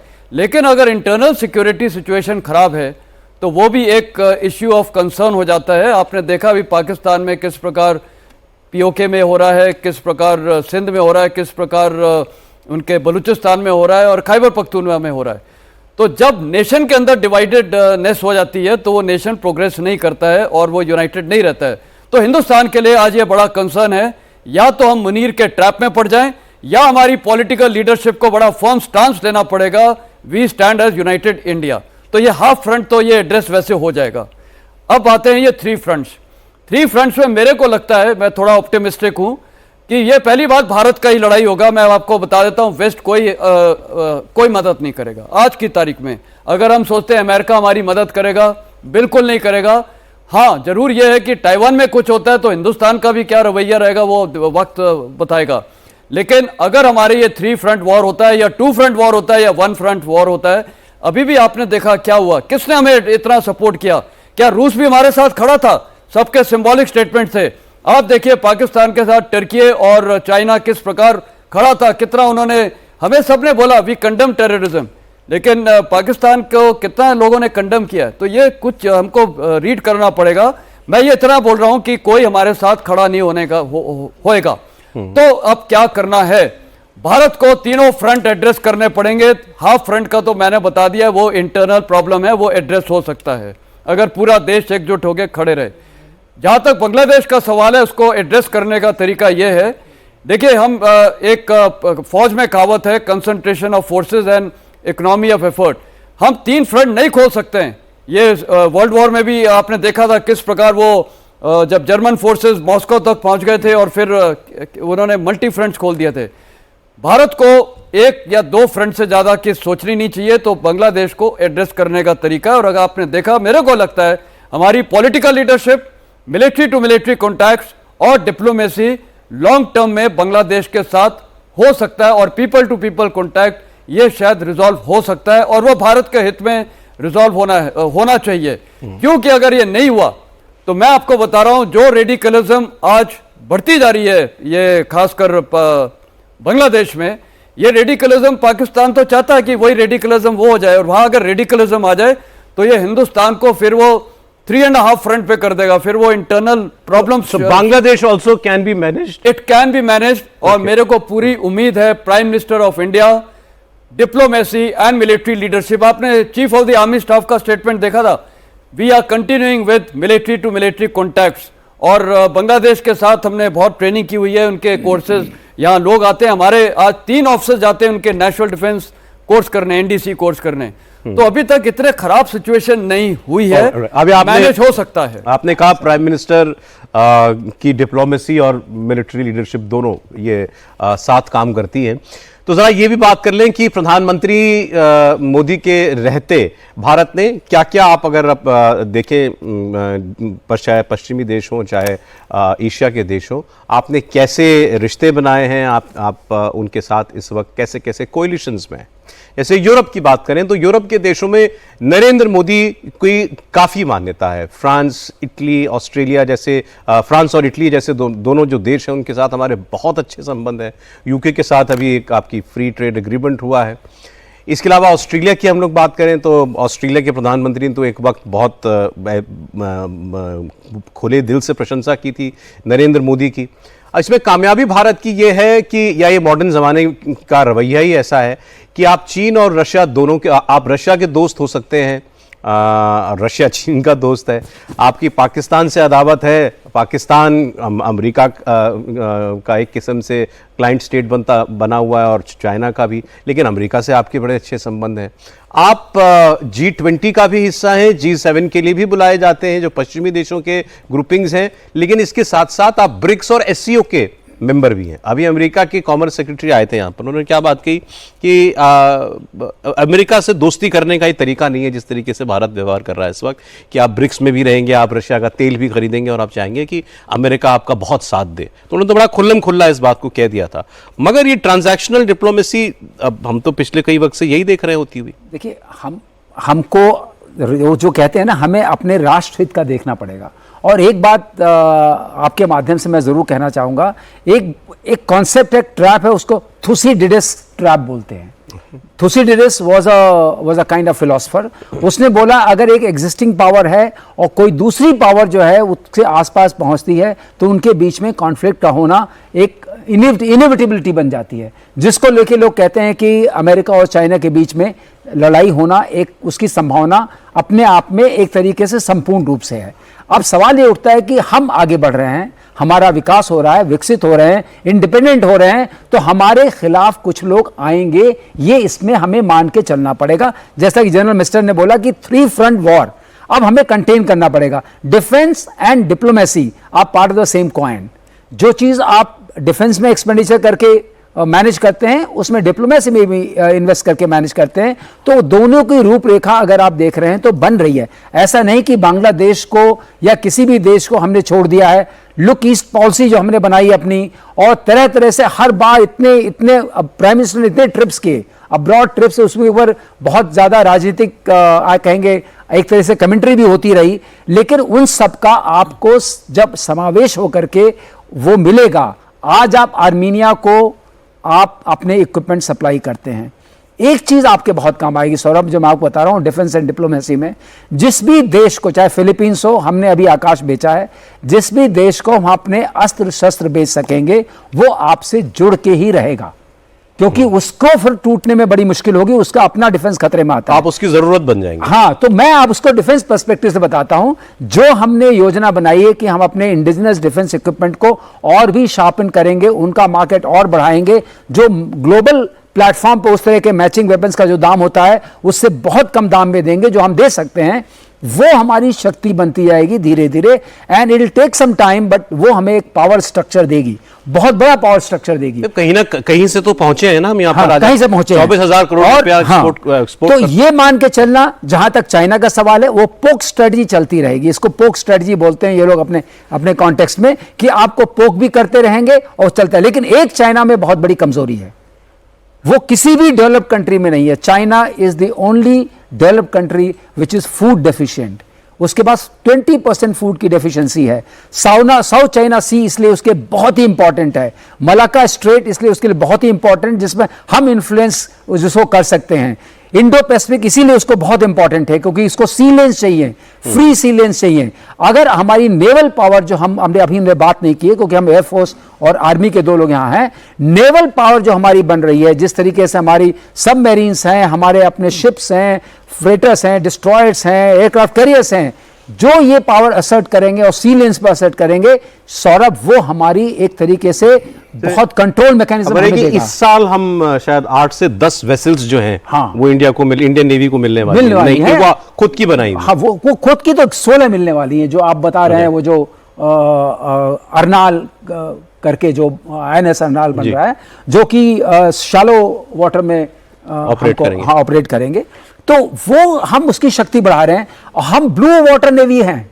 तो अगर आप इन सारी शक्तियों को बनाइए, अपने स्पेस पावर को मिलाइए, अपनी साइबर पावर को मिलाइए, अपने इलेक्ट्रॉनिक जो आपका वॉरफेयर की पावर मिलाइए, और ये शक्तियां अपनी नेवल पावर को मिलाइए, आप बहुत बड़ी शक्ति की तरह उभर रहे हैं। और इसका रिकॉग्निशन होगा, जैसे हमने कहा था, शक्ति से ही शांति आएगी और शक्ति से ही समृद्धि आएगी। लोगों को अकल भी शक्ति से आएगी। आप बताइए क्यों चाइना की बात लोग मानते हैं? चाइना की बात मानने का, वो उनको डिफेंस इक्विपमेंट देता है। 80% डिफेंस इक्विपमेंट पाकिस्तान के पास चाइनीज ही हैं। तो और बांग्लादेश के पास भी डिफेंस इक्विपमेंट कौन से? और अभी जनरल मिनिस्टर ने बहुत अच्छी बात की, मेरे जो कोर्समेट्स थे वो भी बांग्लादेशी थे। 1974 में हमारे पास बांग्लादेशी ऑफिसर्स आते थे, मेन के साथ मेन आते थे। तो हमारा उस तरीके से डिफेंस के साथ बहुत एक ओल्ड एस्टैब्लिश रिश्ता है, वो 1-2 साल में टूटने वाला नहीं है। We can mend it. बहुत स्वागत आपका। आज भारत और उसके पड़ोसी देश और जो हमारे खास जो पार्टनरशिप्स है, उन देशों के साथ भारत के रिश्ते कैसे रहे, कैसी मिलिट्री चुनौतियां भारत के सामने आई पिछले 11 वर्षों में जो प्रधानमंत्री नरेंद्र मोदी का कार्यकाल रहा, इसकी हम लोगों ने बात की है। अब एक रिश्ता जो बड़ा जटिल साउंड करता है इस वक्त, जब राष्ट्रपति ट्रंप अमेरिका में बैठे हैं, भारत और अमेरिका का रिश्ता, उसकी बात हम करें उससे पहले मैं आपको दिखाता हूं कुछ तस्वीरें अमेरिका की। ट्रंप के काल में इस वक्त जो कुछ अमेरिका में हो रहा है, उसकी एक सुलगती हुई आग लॉस एंजलिस शहर में दिखाई दे रही है। यहां पर अवैध प्रवासियों पर कार्रवाई के खिलाफ हिंसक प्रदर्शन हो रहे हैं, जैसे अमेरिका में कभी नहीं हुआ। आज भारत में आप सोशल मीडिया देखिए तो बहुत सारे लोग लिख रहे हैं कि ये थर्ड वर्ल्ड कंट्रीज में हुआ करता है, जो अब अमेरिका में होता हुआ दिखाई दे रहा है। दरअसल राष्ट्रपति डोनाल्ड ट्रंप ने ये निर्देश दिए कि जो अवैध प्रवासी हैं इनके ऊपर कार्रवाई हो, और इसके लिए उन्होंने अपने इमिग्रेशन और कस्टम के अधिकारियों को भेजा। और जब वो उन्होंने अपनी कार्रवाई शुरू की अवैध प्रवासियों के खिलाफ, तो उसके खिलाफ विरोध प्रदर्शन होने लगे। उन्होंने नेशनल गार्ड भेज दिए 2000 की संख्या में, और फिर उसके बाद उन प्रदर्शनकारियों का और नेशनल गार्ड्स का आमना सामना सड़कों पर होने लगा। अब ये पहला मौका है जब किसी राज्य की नेशनल गार्ड को गवर्नर की अनुमति के बिना भेजा गया है, इसलिए इंपॉर्टेंट भी है। लॉस एंजलिस में विरोध प्रदर्शन शुरू तब हुआ जब ये इमिग्रेशन और कस्टम विभाग आइस, इसने लॉस एंजलिस में 2 होम डिपो, एक डोनट शॉप और एक फैशन डिस्ट्रिक्ट में कपड़ों के गोदाम समेत बहुत सारी जगहों पर छापे मारने शुरू किए। और छापों में कई स्थानों पर संदिग्ध नकली दस्तावेज वाले श्रमिक, उनको उन्होंने निशाना बनाया, उनको पकड़ा। जैसे ही एजेंट्स अंदर आए, लोगों की भीड़ उन पर टूट पड़ी। इनके वाहनों को रोक दिया गया, हिरासत में लिए गए लोगों को रिहाई उनके होने की मांग होने लगी। और ये विरोध प्रदर्शन तेजी से फैलता गया। इसके बाद लोग फिर जो फेडरल बिल्डिंग्स हैं या डिटेंशन सेंटर्स हैं उनके बाहर इकट्ठा हो गए। पुलिस ने इस पर और सख्ती दिखाई और प्रदर्शनकारियों की रैली को गैर कानूनी घोषित कर दिया और इसके बाद पुलिस ने सैकड़ों की तादाद में प्रदर्शनकारियों को गिरफ्तार भी किया है, जिससे हिंसा और ज़्यादा बढ़ गई। लोगों ने पुलिस के ऊपर पथराव किया, उनकी गाड़ियों को आग लगा दी। फिलिस्तीन के झंडे लहराते हुए साफ साफ इसमें दिखाई दिए। अब ये अप्रवासी जो हैं ये कौन से देशों के हैं? जो मेन प्रॉब्लम है इलीगल इमिग्रेशन की अमेरिका की, वो जो उसके मेक्सिको के साथ जो उसका बॉर्डर लगता है या जो साउथ अमेरिकन देश है जहाँ से ज़्यादातर अप्रवासी आते हैं, ये इलीगल इमिग्रेंट्स आते हैं, वो तो है ही। अभी ट्रंप ने बहुत सारे देशों से अमेरिका के ट्रैवल पर प्रतिबंध लगा दिया है, तो बहुत सारे और देश हैं जिनके अवैध ये घुसपैठिए आप कहिए, ये इस वक्त अमेरिका में है और ट्रंप की इनको लेकर के नीति बड़ी सख्त रही है। ये तस्वीरें ट्रंप को एक तरीके से ट्रंप के स्टैंड को विंडिकेट भी करते हैं, क्योंकि ट्रंप इस बार सत्ता में ये कहते हुए आए थे कि वो इलीगल इमिग्रेंट्स के ऊपर बहुत बड़ा आघात करेंगे, प्रहार करेंगे। तो अब वो ये उनके पास दिखाने का मौका है कि आप देखिए कि ये जो अवैध रूप से घुसपैठ करके आए लोग हैं, ये कैसे आपकी आंतरिक सुरक्षा को चुनौती भी दे सकते हैं। तो ये ट्रंप के लिए चुनौती है या मौका है, इसकी बात हम लोग करेंगे। और दूसरा एक जो उनके घर में जो आग लगी हुई थी, एलन मस्क के साथ उनका झगड़ा, दुनिया के सबसे अमीर आदमी के साथ जो उनकी अदावत चल रही थी, कभी दोनों बिल्कुल ऐसा लगता था कि अभिन्न दोस्त हैं और उसके बाद दोनों ने एक दूसरे की पोल खोलना शुरू की। दोनों ने एक दूसरे की जो वित्तीय फाउंडेशंस हैं उनके ऊपर प्रहार करना शुरू किया। लेकिन ऐसा लगता है कि दोनों के बीच किसी ने कोई अब बीच बचाव करके समझाया है ट्रंप और एलन मस्क दोनों को कि इस बात को इससे ज़्यादा ना बढ़ाया जाए। इसका सबसे बड़ा प्रमाण तब आया जब एक पर्सनल आरोप एलन मस्क ने एक्स पर पोस्ट करते हुए डोनाल्ड ट्रंप पर लगाया था कि कुछ व्यभिचार के इल्ज़ाम उनके ऊपर बनते हैं। वो पोस्ट एलन मस्क ने डिलीट कर दिया है। तो क्या दोनों के बीच जो रिश्ते हैं वो अब सुधरने की कगार पर हैं? तो ये दो घटनाएं थी जो मैंने आपको भी बताई और अब हम लोग एक चर्चा भारत और अमेरिका के रिश्तों पर करेंगे। पहले ये अप्रवासी वाली जो खबर है, जनरल मेस्टन कैसे देखते हैं इसको आप? ये हम लोग यूरोप में बहुत बड़े पैमाने पर देख रहे हैं। यूरोप में तो बोट्स आती हैं, वो तस्वीरें सबने देखी हैं कि कैसे इलीगल्स को लेकर के बोट्स आती हैं और वो समंदर किनारे तो कोई ना फेंसिंग होती ना कुछ, और वो देश किसी भी देश के अंदर दाखिल हो जाते हैं और एक बड़ी समस्या इलीगल इमिग्रेशन बनी है यूरोप के लिए। क्या अमेरिका भी अब वहाँ पहुँच गया है? बिल्कुल सौरभ, ये देखिए, अगर कोई भी देश अपना जब नेशनल इंटरेस्ट देखता है तो इलीगल इमिग्रेशन आज की तारीख में, चाहे वेस्ट हो, चाहे ऑस्ट्रेलिया हो, चाहे अमेरिका हो और चाहे हिंदुस्तान हो, हमारे लिए सबके लिए बहुत बड़ी प्रॉब्लम होती जा रही है। और ये एक इनकी इलेक्शन प्रॉमिस थी प्रेसिडेंट ट्रंप की। तो मेरे को लगता है कि जो वहाँ के लोग हैं, निवासी हैं अमेरिका के, वो बड़े खुश होंगे कि ये टफ एक्शन हो रहा है। और ये साफ जाहिर है कि ये देखिए, कोई भी देश इलीगल इमिग्रेंट्स क्यों एक्सेप्ट करे, क्योंकि आप उस देश को तबाह करते हैं, फिर वहाँ टेररिज्म भी आप करते हैं। आपने देख लिया अमेरिका में, स्वीडन में, वेस्ट में कि कितने ये लोन वोल्फ अटैक्स हुए हैं। ये कौन आया? ये बाहर से इलीगल इमिग्रेंट्स आए हैं और फिर वो एक रेशियल वायलेंस शुरू हो जाता है। वो एक अच्छी चीज नहीं है। और मेरे ख्याल अभी वो देखा था हमने इनकी एक लाइब्रेरी के बाहर दो ज्यूइश बिल्कुल दूतावास में काम करने वाले लोगों की हत्या तो 2 बार हो चुका है ये। एक तो अभी लाइब्रेरी में हुआ, उससे पहले भी एक गैदरिंग में थी, वहां पर भी फायर कर दिया था। तो कहने का मतलब है, आपने देखा था मोलोटोव कॉकटेल फेंका था और ये बंदा जो था वो इजिप्ट से गया हुआ था। तो इलीगल इमिग्रेशन तो किसी भी कंट्री को, खासकर जो डेवलपिंग कंट्रीज हैं या डेवलप कंट्रीज हैं, उनको एक्सेप्ट नहीं करना चाहिए। और भारत के लिए भी ये मैसेज है कि जो इलीगल इमिग्रेंट्स बांग्लादेश से आए हैं, मेरे ख्याल हमको स्टर्नली उनको डील करके और वापस करना चाहिए। वो अनएक्सेप्टेबल है। ये देश हमारे देशवासियों के लिए, इलीगल इमिग्रेंट्स के लिए नहीं है। तो ये प्रेसिडेंट ट्रंप की मैं एक सराहना करना चाहूँगा, ये इनकी फर्म पॉलिसी है। लेकिन जहाँ तक एलन मस्क का सवाल है, वो होना ही था, क्योंकि देखिए एक चीज है, प्रेसिडेंट ट्रंप ना एक मैच्योर्ड लीडर नहीं लगते हैं। आप तुलना अगर करिए प्राइम मिनिस्टर मोदी की और प्रेसिडेंट ट्रंप की, तो मैच्योरिटी फैक्टर मेरे ख्याल यहाँ 10 है, तो वहाँ पर तकरीबन 0 है। वो इरैशनल डिसीजंस हैं, एकदम कुछ बोलना कि 41st स्टेट में, ये 51st स्टेट कनाडा को बना दूंगा, ग्रीनलैंड को कैप्चर कर लूंगा, रोज उनके उल्टे सीधे। एंड वो ना एक बचपनापन भी दिखता है। जब उन्होंने गल्फ ऑफ मैक्सिको को गल्फ ऑफ अमेरिका का जब रीनेमिंग की थी, मतलब ऐसा उसको वो पिक्चराइज कर रहे थे। तो एक मैच्योरिटी फैक्टर, उन्होंने कहा Gaza, we will buy Gaza. बिल्कुल, तो गाजा को हम एक रिवेरिया के तौर पे बढ़ा देंगे। तो कहने का मतलब है, ये एक आपने अच्छा सवाल भी उठाया, क्या हिंदुस्तान और प्रेसिडेंट ट्रंप के रिलेशंस क्या हो सकते हैं। मेरे को लगता है प्रेसिडेंट ट्रंप इनडिसाइसिव हैं, उनका कुछ पता नहीं है, और उनके जो सो कॉल्ड ट्रस्टेड फ्रेंड्स थे, यूरोप आज खत्म, उनके साथ बड़ी प्रॉब्लम्स है, उनके 50% टैरिफ्स की बात हो रही है।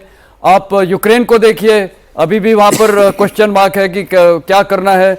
और इजराइल में आप देख लिए, फिलहाल जब ये प्रेसिडेंट प्राइम मिनिस्टर नेतन्याहू ने कुछ फर्म एक्शंस लिए थे, गाजा को फिर से जो अभी एक्शन लिए हैं उस पे कंडेमनेशन हुआ। जब ये मिडिल ईस्ट के दौरे पर अभी सऊदी अरब का हाँ, सब गए और वो इजराइल नहीं गए। उनको पैम्परिंग अच्छी लगती है, वो इजराइल भी नहीं गए। और दूसरा पैम्परिंग मतलब एक वो अमीर ऑफ कतार ने उनको एक जहाज दे दिया था एज एयरफोर्स 1 के लिए, तो उनको पैम्परिंग और ये सब अच्छी लगती है। तो ये एक लीडरशिप क्वालिटीज नहीं है। तो प्राइम मिनिस्टर मोदी और जो प्रेसिडेंट ट्रंप की डीलिंग है, मेरे ख्याल प्राइम मिनिस्टर मोदी भी समझते हैं कि प्रेसिडेंट ट्रंप एक सीरियस मैन नहीं है, उनके साथ एक शक्ति के साथ। और देखिए उन्होंने एक्नॉलेज भी किया कि prime minister of India Modi and Xi Jinping, ये टफ, इनके साथ बार्गेनिंग टफ है। तो उनके साथ मेरे को लगता है लीडरशिप करने का ये आदमी आर्म ट्विस्टिंग में भी यकीन करता है। बिल्कुल, तो आपको मजबूर करने की कोशिश करता है। हमको भी आर्म ट्विस्टिंग करनी चाहिए, जिस प्रकार हमने किया है, हमने भी एक्सेप्ट नहीं किया है। तो मेरे को लगता है कि एक जो रिलेशनशिप है ना, आज की तारीख में प्रेसिडेंट ट्रंप को कोई भी देश ट्रस्टवर्दी फ्रेंड नहीं मान सकता है। ठीक। तो ये एक भारत जो इलीगल इमिग्रेशन वाली बात पर दो चीजें अगर आपका ध्यान नहीं गया तो मैं दिलाऊंगा, उसके बारे में आप जरा और जानकारी लीजिएगा। कनाडा में खालिस्तानियों के खिलाफ अब जो लोकल पॉपुलेशन है, गोरे वहां के, उनका टॉलरेंस खत्म होता जा रहा है। वहां पर खालिस्तानी जो यहां से जाकर के बहुत सारे लोग जो बसे, सब खालिस्तानी नहीं है, लेकिन उनमें से कुछ जो रेडिकल एलिमेंट्स हैं, उनकी वजह से यहां से गई हुई बहुत बड़ी पॉपुलेशन जो है वो अब वहां के लोकल लोगों के निशाने पर आ रही है, और ये एक परेशानी फेस होने वाली है। और ये एक अच्छी बात हुई थी जब जो आखिरी इलेक्शन हुआ, उसमें जो बिल्कुल एक रेडिकल खालिस्तानी पार्टी थी, जगमीत सिंह की पार्टी, जिसकी दम पर जस्टिन ट्रूडो, इससे पहले वाले प्राइम मिनिस्टर, उनकी सत्ता चल रही थी, वो आदमी सत्ता के बाहर हो गया, उसकी पार्टी हार गई थी। और अब वहां के खालिस्तानी तत्वों को लेकर के लोगों में जो है बहुत नाराजगी बढ़ती जा रही है। लेकिन गवर्नमेंट अभी भी ट्रूडो की पार्टी की है, तो ये बहुत सख्ती तो उनके ऊपर नहीं करेंगे, लेकिन इलीगल इमिग्रेशन या माइग्रेंट्स को लेकर के वहां पर भी प्रॉब्लम हो रही है। भारत की अगर आप बात करें, सर ने कहा बांग्लादेशियों को लेकर के हमें बहुत ज़्यादा सतर्क भी होना चाहिए और कठोर भी होना चाहिए। अभी असम में आप देखिए हेमंत बिश्व शर्मा जो कर रहे हैं, बांग्लादेशी इलीगल्स को पहले आइडेंटिफाई करके पुलिस के द्वारा उनको पकड़ना, फिर उनको बीएसएफ को हैंडओवर किया जाता है और उनको सीधे पुश किया जा रहा है बांग्लादेश के अंदर। वहाँ कोई मतलब इस बीच में और कोई प्रक्रिया नहीं है कि कोई कानूनी अदालत में वो जाएंगे, कुछ नहीं। ये प्रूव हो गया एक बार कि ये इलीगल है, तो उसके बाद होल्डिंग एरिया में डालो, डिटेंशन कैंप में, और सीधे फिर उसको सीमा पार करा दो।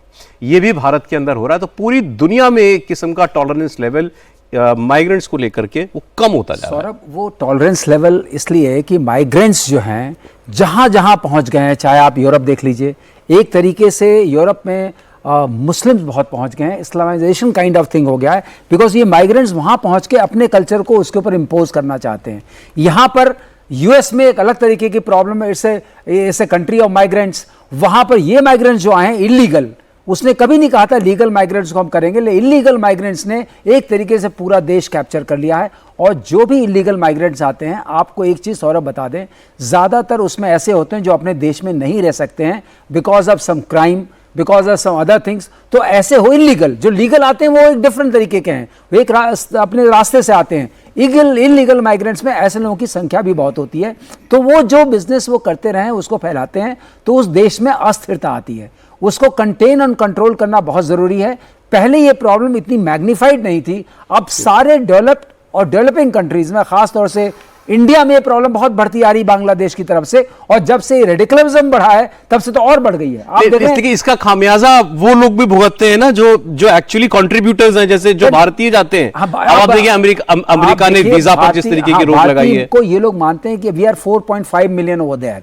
4.5 मिलियन जो है, इनको जितना टैक्स पे करना चाहिए उससे कम, हर से ये कम से कम 6% ज्यादा, 8% ज्यादा टैक्स देते हैं। तो आप ये 4.5 मिलियन जो हमारे भारतीय हैं जो 1-2% के आसपास आते हैं, उनके टैक्स जो पे करते हैं वो 6% है। तो आपने देखा भी होगा, ट्रम्प ने कई बार कहा है I love Indians and all that, एक स्टेटमेंट दे चुका है, क्योंकि इंडियंस वहां जाते हैं लीगल रास्ते से और ज्यादातर अपना लीगल काम करते हैं, टैक्स पे करते हैं एंड दे रिमेन कंप्लायंट। आज अगर आप अमेरिका का वीजा लेने जाइए सर, तो कई साल के बाद की डेट मिलती है वीजा, टूरिस्ट, आम टूरिस्ट। मुझे एक बस कहने में वो हो रहा है कि जो हम प्रॉब्लम फेस करते रहे, टेररिज्म का, इलीगल माइग्रेशन का, अब ये डेवलप्ड कंट्रीज भी फेस कर रही हैं, समझ रही हैं और उसको रिकॉग्नाइज कर रही हैं कि जैसे जनरल मेस्टर ने कहा था कि जो हमारा कंट्री इतना बड़ा है, 140 करोड़ पीपल, 140 करोड़ पीपल, इस कंट्री को कंट्रोल करना, और डेमोक्रेटिक कंट्री में फॉल्ट लाइंस बहुत होती हैं, तरह तरह के लोग फ्रैक्चर्स क्रिएट कर सकते हैं, उसमें सबको कंट्रोल करना। अगर मैं आपसे क्या कहना चाहूंगा, चूंकि हम मोदी के रेजीम की बात कर रहे थे, तो ये बहुत बड़ी सफलता है इस देश को साथ रखना, कॉन्फ्लिक्ट्स में टुगेदर रखना और कॉन्फ्लिक्ट्स को जीतना और मैसेज देना, we are united, it's a great message and great respect. हम लोग आम बातचीत में भी एक बात कहते हैं कि भाई क्या बोलना से ज्यादा महत्वपूर्ण है कब बोलना या ना बोलना। अगर आप अभी ट्रंप और प्राइम मिनिस्टर मोदी दोनों के बात अगर इसको आप लें, ट्रंप ने आकर के पूरी दुनिया पर टैरिफ लगाए तो भारत के ऊपर भी टैरिफ लगाए, तब भी हमारा विपक्ष ने कहा कि आप बोलिए, ट्रंप के खिलाफ कुछ बोलिए, मोदी ने कुछ नहीं कहा। उसके बाद ये ऑप सिंदूर के बाद उन्होंने क्रेडिट लिया कि मैंने सीज फायर करवा दी, बार बार इस बात को बोला, यहाँ बड़ा प्रेशर क्रिएट किया गया कि प्राइम मिनिस्टर मोदी जवाब क्यों नहीं देते हैं, मोदी चुप है, मोदी जवाब नहीं दे रहे हैं। क्या ये भी एक किस्म का जवाब है जनरल साहब? बहुत बड़ा। या you are waiting your time, मतलब ये एक किस्म का बवंडर आया हुआ है, इसको गुजर जाने दें एक बार।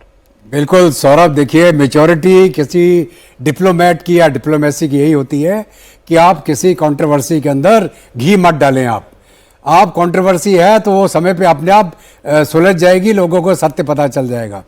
और जहाँ तक मोदी साहब का और ट्रंप का सवाल है, ट्रंप एक शुरू से बड़ा अमीर आदमी है, बहुत तगड़े बिजनेस है इसकी सोच एक बिल्कुल अलग प्रकार की है बिनस्बत हमारे प्रधानमंत्री जो एक ग्रास रूट लेवल से पैदा होके सिस्टम के अंदर बड़े हुए और पूरी दुनिया के अंदर हर लेवल के अंदर उन्होंने देखा कि कठिनाइयाँ, डिफिकल्टी और एक समाज के अंदर क्या क्या परेशानियाँ होती हैं, बहुत अंतर है उसमें। तभी आपने देखा होगा कि जो ट्रंप का बिहेवियर है, किसी भी देश का जो वहाँ जाता है नेता, उसके साथ किस प्रकार वो पेश आता है, वो समझता है कि वो मतलब वो बॉस है उसका। तो ये जो उसके दिमाग के अंदर फतूर घुसा हुआ है, उसको भी समझ है कि किसके सामने बोलना है, किसके सामने नहीं बोलना। और यही चीज़ जो है मोदी साहब ने उसको दर्शाई है ट्रंप को। और अभी जहाँ तक नेशनल इंटरेस्ट का सवाल है, हर एक देश का अपना नेशनल इंटरेस्ट होता है। एलन मस्क का भी अपना इंटरेस्ट था और इसका ट्रंप का भी था। एलन मस्क को बाइडेन के टाइम में उन्होंने रूल निकाला था कि जो इलेक्ट्रिक कारें हैं वो उनकी जो परसेंटेज है यूएस रोड्स के ऊपर वो बढ़ जाएगी और जो टेस्ला के बहुत बड़ा फायदा होगा। ट्रंप ने बोला है ये बायर की मर्जी है कि वो पेट्रोल खरीदना चाहता है कि डीजल खरीदना चाहता है, यहाँ वो इलेक्ट्रिक गाड़ी खरीदना चाहता है। इसके ऊपर इनकी जो लड़ाई हुई थी, किसकी? एलन मस्क की और ट्रंप की। तो आस्ते आस्ते इनको समझ आया होगा कि वो जो एक फाइल की बात कर रहा है वो बहुत पुराना किस्सा है उसका। हाँ, उसका आज के दिन में ट्रंप के ऊपर कोई वही ट्वीट इन्होंने वापस लिया, डिलीट कर दिया। वो इसलिए क्योंकि एक जवानी का समय और एक बुढ़ापे का समय, अब ट्रंप क्या करेगा? सर वो आरोप बड़ा गंभीर है, वो बहुत खतरनाक इल्जाम है। तो खूनी रहेगा। नहीं नहीं दत्ता साहब, वो इतना खतरनाक है बिकॉज वो आदमी जो है वो जेल्ड, अंडर एज बच्चों के साथ बेसिकली। तो अगर एक आदमी खूनी था, वो खूनी ही रहेगा जब पकड़ा जाएगा, उसके ऊपर खून का इल्जाम लगेगा। हम उसको अवॉइड करते हैं, वो हमारे सिलेबस में नहीं है। तो कोई बात नहीं। अभी जहां तक भारत का सवाल है, हम एट इक्वल फुटिंग बात करते हैं उससे। हम उसके हेजमनी के नीचे नहीं आते हैं, ना हम दबाव के नीचे आते हैं, ना हम उसके वो threat of we will do business. What business? हमें बिजनेस करने की जरूरत नहीं है। भारत के अंदर अपनी खपत इतनी है कि हम अपनी मार्केट अंदर ही चला सकते हैं। नहीं सर, उसमें भी अगर आप देखिए तो भारत का जवाब बड़ा मैच्योर था जब ये पूरी दुनिया पर एक पूरा कार्ड लेकर के आए थे ये कि देखो ये देश इतना टैरिफ लगाते हैं और मैंने इन पर उतना ही, जितना ही मुझ पर टैक्स लगाते हैं उतना ही मैंने लगा दिया है। हाहाकार मच गया पूरी दुनिया के अंदर। लेकिन उस वक्त भारत कुछ नहीं बोला। हमने इनसे ये कहा कि ओके, हम आपसे नेगोशिएट करेंगे, और हमारी टीम्स का इनकी टीम्स के बीच में हो चुकी है 1-2 राउंड की बात। सौरभ, मैं कहना चाहूँगा देशों की, जो हम इंडिविजुअल्स की बात कर गए, अगर आप देश की बात करिए तो हमारा उनके साथ एंगेजमेंट है बहुत बड़ा है। हम उनके मेजर डिफेंस पार्टनर हैं। उन्होंने जो हमारी सिविल न्यूक्लियर डील थी 1, 2, 3 वाली, वो चल रही है। हम उनके साथ टेक्नोलॉजी ट्रांसफर कर सकते हैं बिकॉज हमारे बहुत सारे फाउंडेशनल एग्रीमेंट हो गए हैं। हमने उनसे बहुत मेजर वेपन सिस्टम्स लिए हैं। वो जो MQ-9B जो रीपर उनका अनमैन कॉम्बैट एयर व्हीकल है, वो किसी को नहीं देते, हमें दिया है। हमारे पास C-17 उनके हैं। P-8I बहुत इंपॉर्टेंट एयरक्राफ्ट है जो सबके साथ शेयर नहीं करते, वो दिया है। तो जब देश के रिश्तों की आप बात करते हैं तो उसमें अभी कोई, वो तो अपना जहाज भी देना चाहता है आपको। हाँ, हम और इंजन हम उनसे लेते हैं। नहीं, उसका जहाज खरीदेगा भारत F-35। F-35 पर हम अलग से चर्चा कर चुके हैं, उसके मैं खिलाफ हूं, क्योंकि हम उतना पैसा नहीं दे सकते हैं। ऐसा है, जो सामान आप खरीदना चाहते हैं वो हमारे देश के ऊपर इकोनॉमिक क्या इंपैक्ट डालेगा और उससे क्या हमें फायदा मिलेगा, दोनों को कंपेयर करना, कंट्रास्ट करना पड़ेगा। तो वो अपने आप में अलग रणनीति है, लेकिन वो देने को तैयार हैं। इसका मतलब ये कि देशों के बीच जो रिश्ते हैं, अमेरिका अपनी रक्षा तकनीक को लेकर भारत पर भरोसा करता है, कर सकता है, okay. कर रहा है, और उसके लिए जो फाउंडेशनल एग्रीमेंट्स है वो कर लिए हैं। तो कहने का मतलब ये कि दो देशों के बीच में, या ट्रंप ट्रांजैक्शनल है, पूरा विश्व जानता है। ट्रंप जो है सुबह क्या बोलते हैं, शाम को क्या बोलते हैं, वो पूरा विश्व सर, ये रक्षा उपकरणों वाली बात पर ही अभी तो पाकिस्तानी डेलीगेशन ने वहां जाकर खुल करके कहा कि हमको हथियार दीजिए, हमको एयर डिफेंस सिस्टम लेकिन अपना एक चीज दीजिए। मैं आपको बता दूं सौरभ, अमेरिका किसी को मुफ्त में हथियार नहीं देता है, तो वो मुफ्त में हथियार तो देंगे नहीं। अब वो पाकिस्तान से पूछेंगे हम आपको हथियार देंगे तो आप हमें क्या देंगे?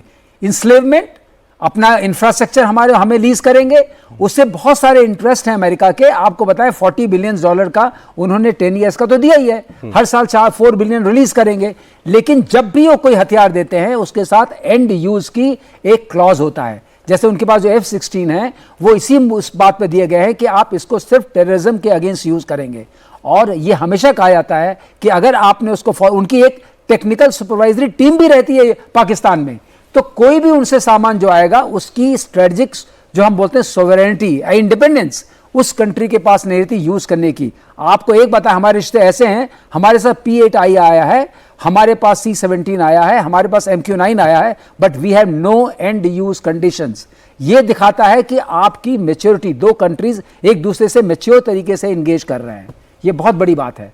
अदरवाइज अमेरिका कभी भी किसी छोटे कंट्री को बिना एंड यूज रिस्ट्रिक्शन के अपना कोई भी हथियार नहीं देता है। ये समझने वाली बात है।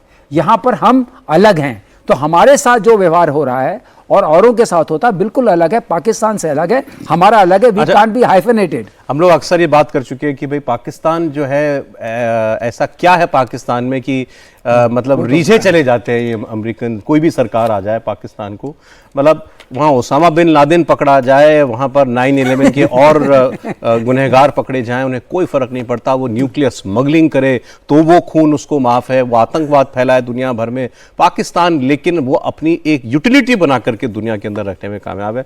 अभी एक अमेरिकन एनालिस्ट ने जो है, उनसे ये सवाल हुआ कि भाई पाकिस्तान में ऐसा क्या है, तो उन्होंने जवाब ये दिया था कि पाकिस्तान ने बहुत चालाकी के साथ और कई दशकों से अमेरिका के अंदर अपने एसेट्स कल्टीवेट किए हैं, जो वहाँ की सरकार के अंदर बैठे हुए हैं। वो एक जाता है, दूसरा आता है, तो ये उस पर काम करना शुरू कर देते हैं, और वो एक अलग किस्म की कला है, वो भारत काम करता नहीं है। उसके टूल्स बड़े अलग अलग किस्म के होते हैं। आप कैसे किसी आदमी को उसके इंटरेस्ट अपने से जोड़ सकते हैं, अब ज्यादा नहीं कह सकते, लेकिन जैसे हमारे हनी ट्रैपिंग होती है, वो क्या होता है कि आपने किसी को फंसाया लड़की के चक्कर में और फिर उसका आपने बाद में इस्तेमाल किया, कुछ उस डोमेन का भी इस्तेमाल ये लोग कर लेते हैं। एक बात और कह दीजिए, ISI कैसे जन्मा है? ISI जो है CIA के वोम से निकला है। दोस्तों सारी ट्रिक्स मालूम है? नहीं, तो उनका बच्चा है, उसने अपने एसेट्स क्रिएट किए हैं जो CIA के भी एसेट्स हैं। तो डीप स्टेट का, पाकिस्तानी डीप स्टेट से एक बहुत जगलर वेन है, वो जो बात करते हैं ना, ये वाली नस वो लगी हुई है, यही चक्कर है। हम हमेशा शराफत में ही मारे जाएंगे। देखिए सौरभ, आपने बहुत अच्छी चीज़ भी, जब मैं अफगानिस्तान में था मैंने भी इसको बहुत एनालाइज किया। पाकिस्तान की एक खूबी है, मैनिपुलेटिव टेक्निक्स जो है ना उनकी, बहुत ही अव्वल दर्जे की हैं, स्ट्रेटेजिक मैनिपुलेटिव टेक्निक्स। उन्होंने ऐसा होल्ड अमेरिका में किया है। आप इधर भी देख लिए, कनाडा की आपने अभी बात की है, ये जो वहाँ पर खालिस्तान को सपोर्ट कर रहा है, ये कौन कर रहा है, कौन करवा कर रहे हैं, ये सारी पाकिस्तान करा रहे हैं। और एक और अब मैं चीज़ बताऊँ, मेरे को एक थोड़ा कंसर्न लग रहा है भारत के लिए आज, जो प्रेसिडेंट ट्रंप का अभी एक बहुत बड़ा ईगो क्लैश हो गया है, किसके साथ, प्रेसिडेंट पुतिन के साथ, क्योंकि इन्होंने ही घोषणा की थी कि मैं एक दिन में ये युद्ध रखवा दूंगा, और अब तो वो युद्ध बढ़ता जा रहा है।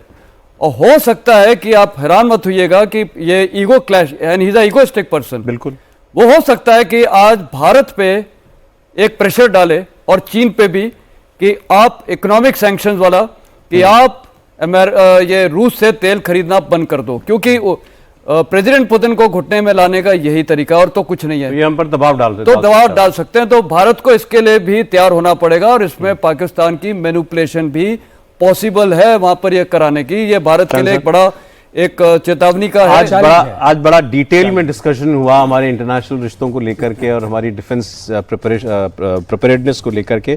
कल कुछ और खबरों के साथ हम लौटेंगे, आज समय इतना ही था। मेरे जनरल दत्ता, मेरे जनरल मेस्टन, वाइस मार्शल श्रीवास्तव, बहुत शुक्रिया आपका।